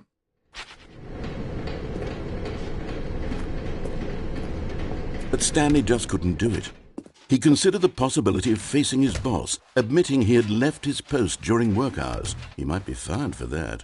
And in such a competitive economy, why had he taken that risk? All because he believed everyone had vanished? His boss would think he was crazy. And then something occurred to Stanley. Maybe, he thought to himself, maybe I am crazy. He looked down at the bucket in his arms. Am I crazy? He asked the bucket. The bucket returned his gaze, but said nothing at all. That's strange, Stanley thought. Usually the bucket is a source of guidance and wisdom for me in difficult times such as these. He held the bucket close, yet felt none of its familiar reassurance and comfort. And that's when Stanley realized, this isn't my bucket. It's just a normal, everyday bucket. Someone else's bucket, perhaps. How did I end up with someone else's bucket? This is all terribly wrong. Surely no good would come from this. Who knows what sorts of bizarre hallucinations Stanley might experience without the psychologically grounding presence of his bucket. And indeed, now he noticed that the rooms were repeating, which was, of course, very odd. And now he felt himself floating off the ground. Oh, gracious, he exclaimed. Without my bucket, I've gone truly mad. Where is it? I must find it. Far off in the distance now, he heard it, calling to him. Stanley! Stanley, it's me, the bucket. Could it truly be? He rushed forward from room to room, passing by one bucket after the next. None of them were his. None of them were his special bucket. Come to me, Stanley. Find me. He had to find the bucket. He had to return to his old friend. It was the only way to truly restore his sanity. And then suddenly, he froze dead in his tracks. He knew where the voice of the bucket had been coming from. The real bucket was inside of him all along. It was incredibly painful. Stanley doubled over in agony and blacked out.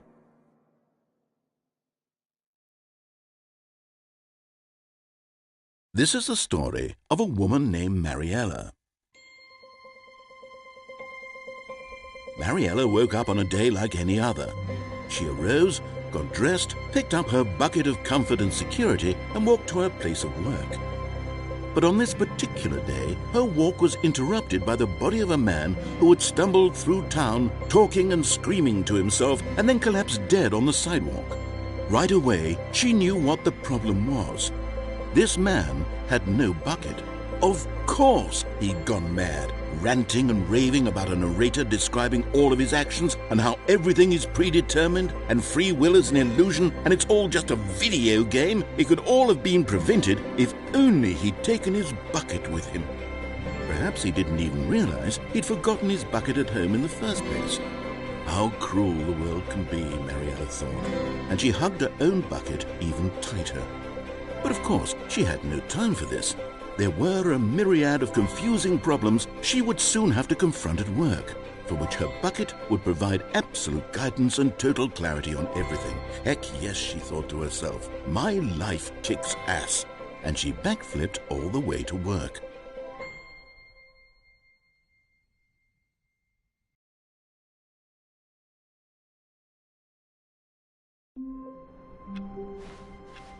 All of his co-workers were gone. What could it mean? Stanley decided to go to the meeting room. The good old bucket. Just Stanley and the bucket. Off on another Stanley clung the bucket to his cheek. Could his co-workers really all be gone? Yes, whispered the bucket into Stanley's ear. We've done it. We've escaped from that dull office and that pesky narrator. At last, out here in the white void, we are alone. Now, and for the first time, I can reveal to you my true self. The bucket began to tell Stanley of its life and its history, of the countless wars it witnessed, desecrating the land and lives of untold numbers of innocent humans, and the bucket's own complicity therein, of sadness and regret, and the many years it spent dwelling on the actions it might have taken to curb the madness and the decay, if only it had been stronger, of hope and redemption, and its crusade to uplift the stock of life for the common man, to manifest justice where none existed, and the bittersweet reality of time, to see one's dreams and wishes met halfway, meted out in parcels like charity, and abandoned as soon as the warm glow of inspiration begins to dim. The opportunities to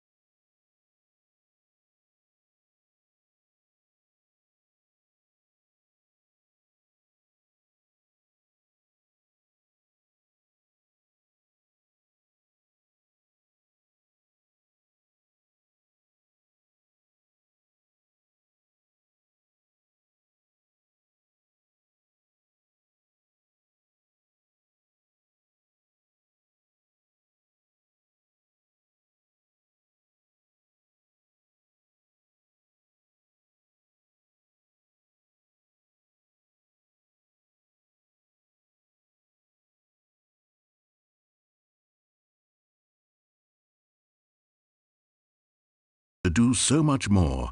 There was so much it could have done, perhaps, the bucket wondered to itself. Perhaps if it had seen its own darkness with a clearer perception. This was way too much for Stanley. What are you talking about? He screamed. You're a bucket! To this, the bucket furrowed its brow. No, Said the bucket. not since the evil wizard Gambhorata first ensnared me in his machinations as payback for the sacred amulet I stole from his treasured vaults. I was young back then and could not conceive the ramifications of... No! Stanley screamed even louder this time. This is stupid! You are a bucket! This is so stupid! Why are we even doing this? As Stanley screamed and screamed and screamed, the bucket revealed its true form, transforming into a mighty beast of untold power, its fangs glistening like...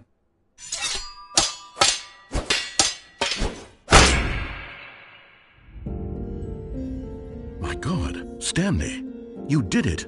You saved us from the bucket. Thank God you already had all 12 emblems of sages and knew the incantations to summon their true power. Otherwise, we would have easily been overwhelmed by the bucket's power. I'm speechless.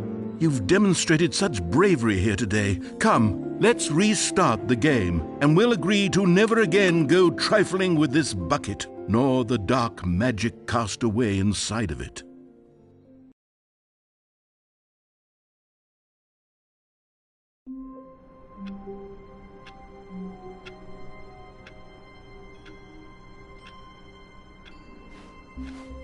Wait, Stanley thought to himself. Am I sure that the orders stopped coming in? How is that possible? Where are we going today? The bucket asked. Stanley just smiled. Anywhere they went together would be perfectly fine with him. Stanley clutched the bucket tightly to his chest and entered the door on his left.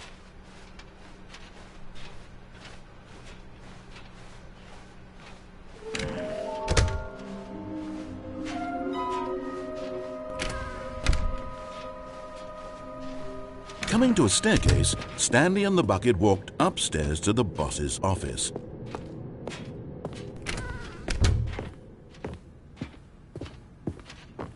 Stepping into his manager's office, Stanley was once again stunned to discover not an indication of any human life. Crushed by the weight of this revelation, Stanley guessed the correct code by sheer luck. Was it that the bucket knew all along? Was the bucket guiding him? Yes, this is certainly the most logical explanation.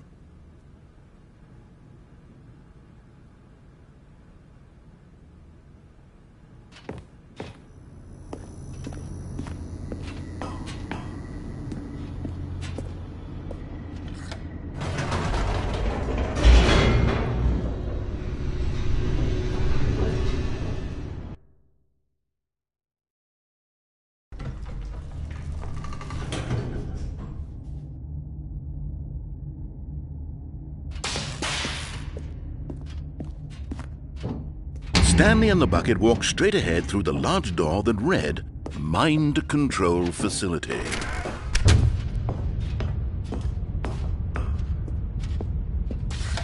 The lights rose on an enormous room packed with television screens. What horrible secret did this place hold? Stanley and the bucket both wondered to themselves.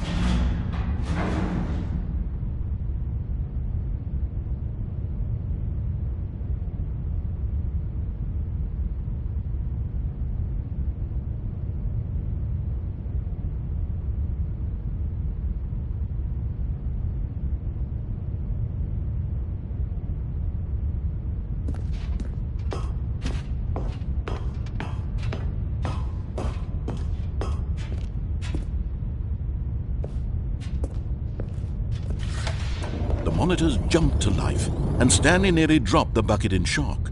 Everyone in the office was being videotaped, monitored like guinea pigs. The bucket had never seen anything like this, and it very nearly burst into tears as Stanley cradled it gently, reassuring it that everything would be fine. Was the bucket under the mind control facility's influence as well? Had the bucket been told to do things it didn't wish to do? What kinds of things does a bucket want to do or not want to do in the first place? These questions raced furiously in Stanley's feeble mind. No! He screamed into the bucket. He couldn't accept it. His own life in someone else's control, never! He squeezed the bucket tighter, his one friend in the entire world. At this point, he could trust no one except for the bucket.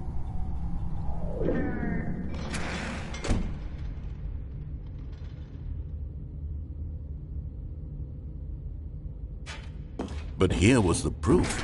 The heart of the operation. Controls labeled with emotions, happy or sad or content. Walking, eating, working, all of it monitored and commanded from this very place. And as the cold reality of his past began to sink in, Stanley decided that this machinery would never again exert its terrible power over another human life. For he and the bucket would dismantle the controls for good. Two best friends, Stanley and the bucket, up against the world. They high-fived in a really cool way, and the bucket made a sassy comment about taking down the system.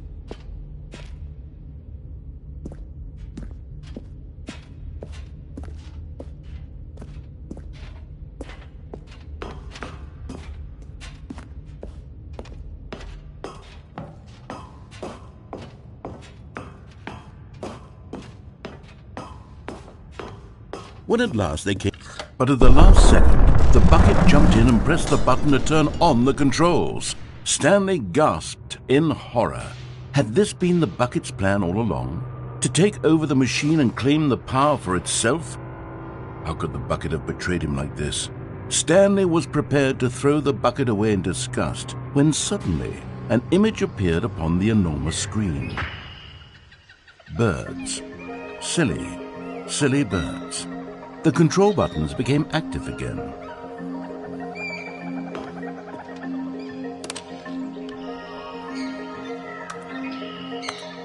Stanley flipped through one video of silly birds after another, and then it dawned on him. This wasn't a mind control facility at all. It was a facility for monitoring and surveilling silly birds all over the world. The mind controls were only a facade to disguise its true intentions. Had the bucket known this all along? Stanley marveled at the metal genius in his hands, the one who had pointed him towards this incredible discovery. Stanley and the bucket never found freedom because they spent the rest of their lives here in this place, flipping through live streams of the silliest birds imaginable. Of all the possible paths his life could have taken, this one was surely the best. And Stanley was happy.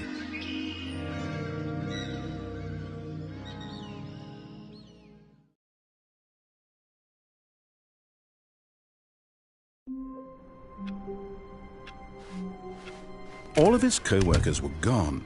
What could it mean? Stanley decided to go to the meeting room. Perhaps he had simply missed a memo.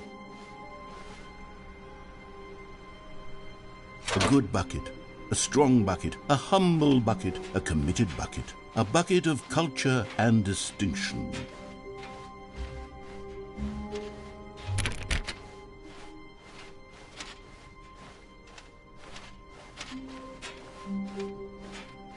Stanley clutched the bucket tightly to his chest and entered the door on his left.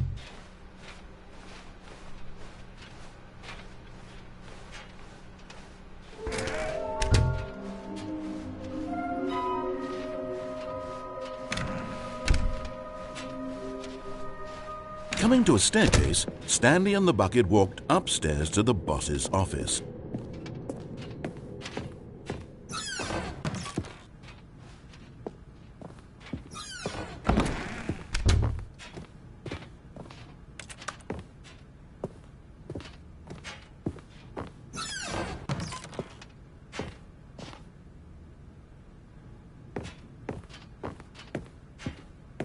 Stepping into his manager's office, Stanley was once again stunned to discover not an indication of any human life. crushed by the weight of this revelation, but Stanley guessed the correct code by sheer luck. Was it that the bucket knew all along? Was the bucket guiding him? Yes, this is certainly the most logical explanation.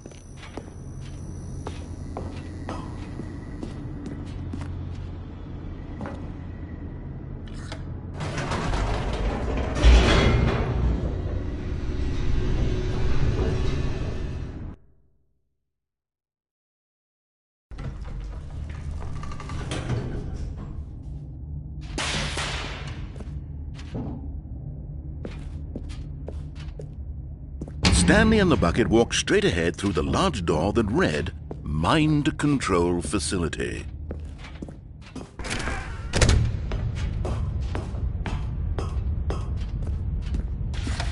The lights rose on an enormous room packed with television screens.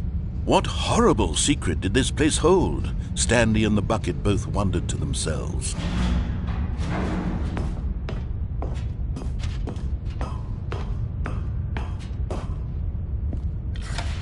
The monitors jumped to life, and Stanley nearly dropped the bucket in shock. Everyone in the office was being videotaped, monitored like guinea pigs. The bucket had never seen anything like this, and it very nearly burst into tears as Stanley cradled it gently, reassuring it that everything would be fine.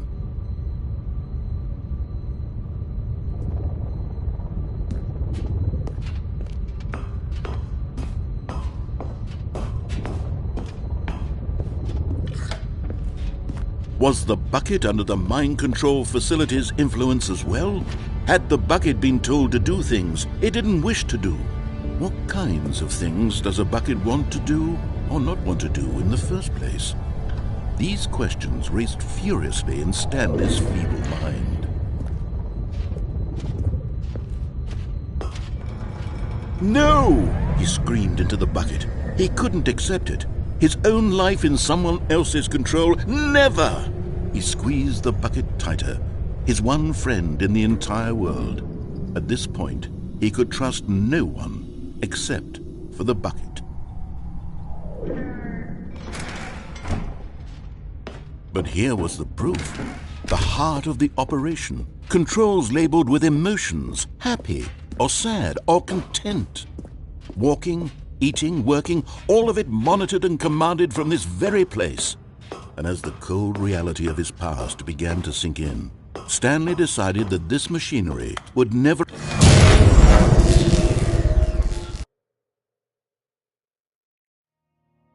Stanley and the bucket waited in blackness. Was it over? Yes, they had done it. Stanley and the bucket had defeated their greatest and darkest enemy, freed themselves from the tyrannical grip of the evil mind control machine. Freedom was now mere moments away. Excitedly, the two of them began to discuss the kind of life they wanted to live once they stepped through this massive door. The bucket wanted to learn to roller skate. Stanley wanted to sneeze in every country on Earth. Both of them wanted to begin watching a movie, any movie, but then stop it halfway through and begin watching it in reverse from the end. True, it was a simple life they envisioned, but it was one they'd lived together, with one another to lean on, to trust, to support. What? Wait. What was happening? Why had the door stopped? Was Stanley and the bucket not about to be freed?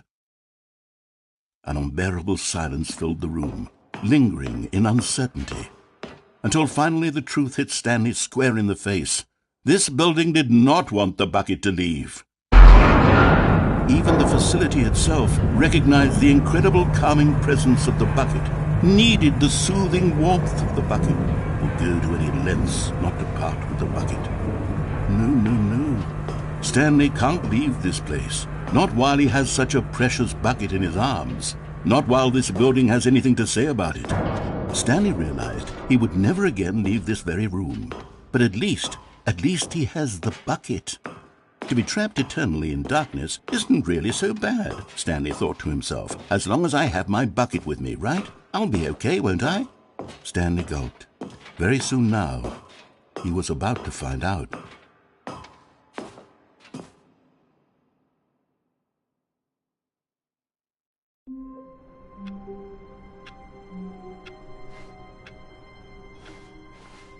All of his co-workers were gone. What could it mean? Stanley decided to go to the meeting room. Perhaps he had simply missed a memo.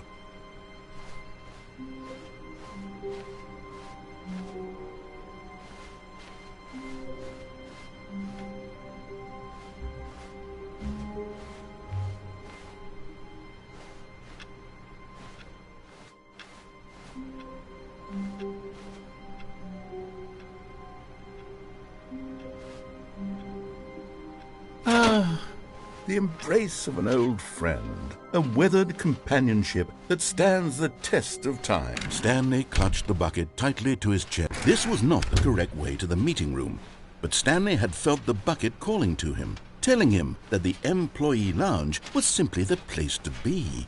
And here it was. Had the bucket turned out to be correct? No, never mind. The bucket was wrong. Stanley took the door on his left to go back to the meeting room. No, said the bucket. don't go to the meeting room. Go somewhere else. The cargo... But Stanley feared that any path he walked might lead to the separation of himself and the bucket, his dearest friend. So he threw himself to his death, that they might die in one another's arms. How deeply touching.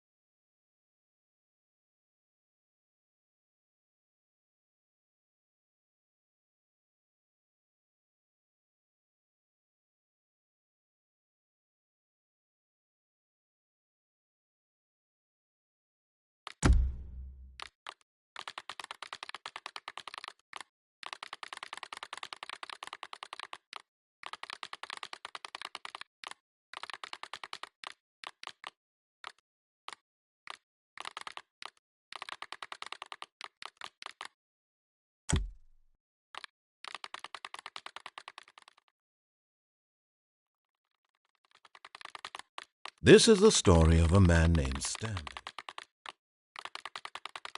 This is the story of a man named...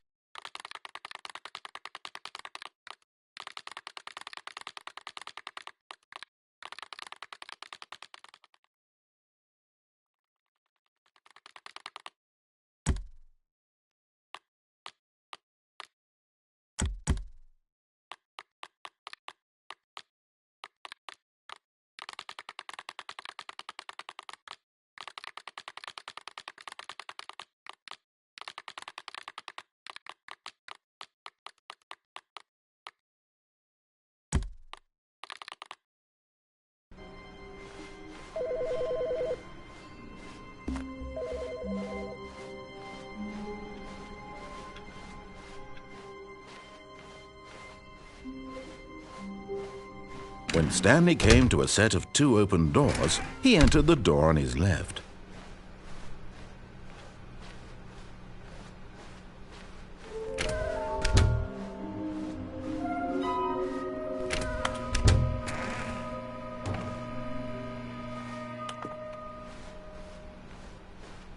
Coming to a staircase, Stanley walked upstairs to his boss's office.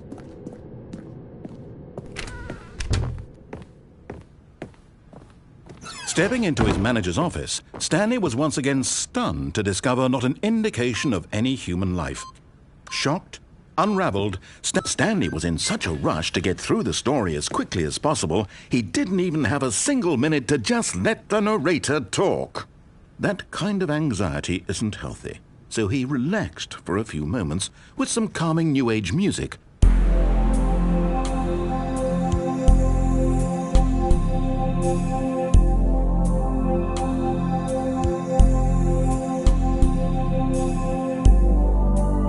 Feeling soothed and rejuvenated, Stanley calmly walked forward into the opened passageway.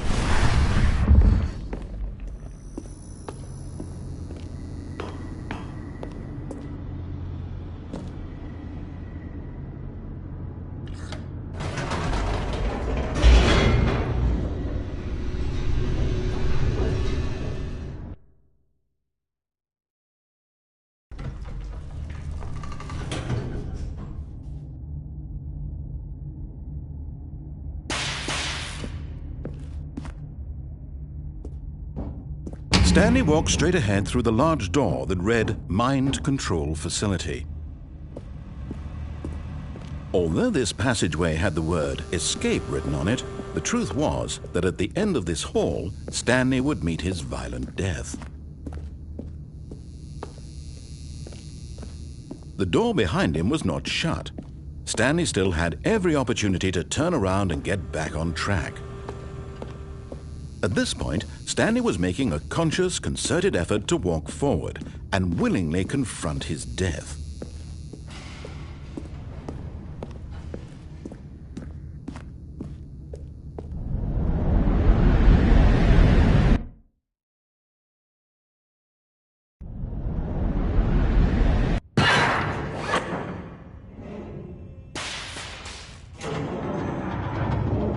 As the machine whirred into motion and Stanley was inched closer and closer to his demise, he reflected that his life had been of no consequence whatsoever.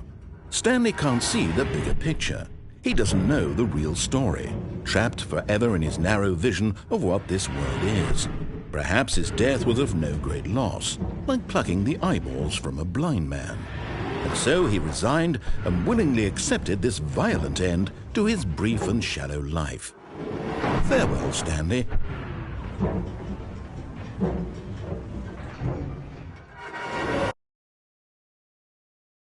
"Farewell, Stanley," cried the narrator, as Stanley was led helplessly into the enormous metal jaws. In a single visceral instant, Stanley was obliterated as the machine crushed every bone in his body, killing him instantly.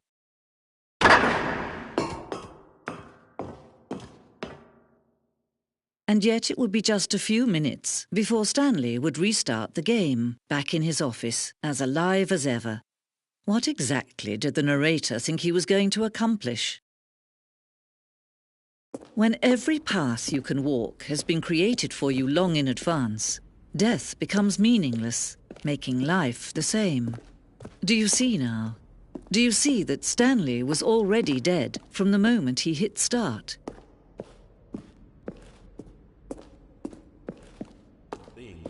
Probably spend the next hour trying to solve it. Here, I'm just going to make this easy on you.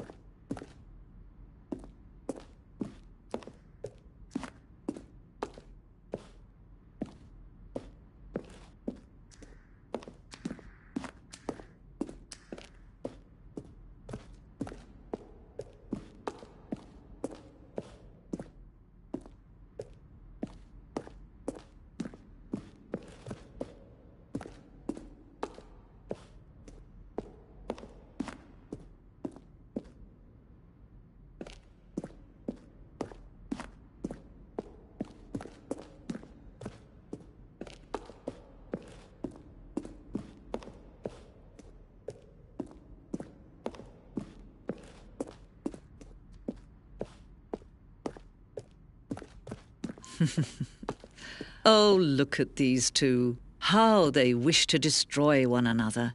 How they wish to control one another. How they both wish to be free.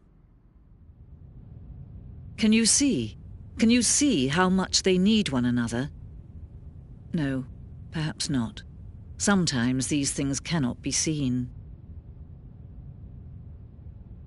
But listen to me. You can still save these two. You can stop the program before they both fail. Turn off your PlayStation. There's no other way to beat this game. As long as you move forward, you'll be walking someone else's path. Stop now and it'll be your only true choice. Whatever you do, choose it. Don't let time choose for you. Don't let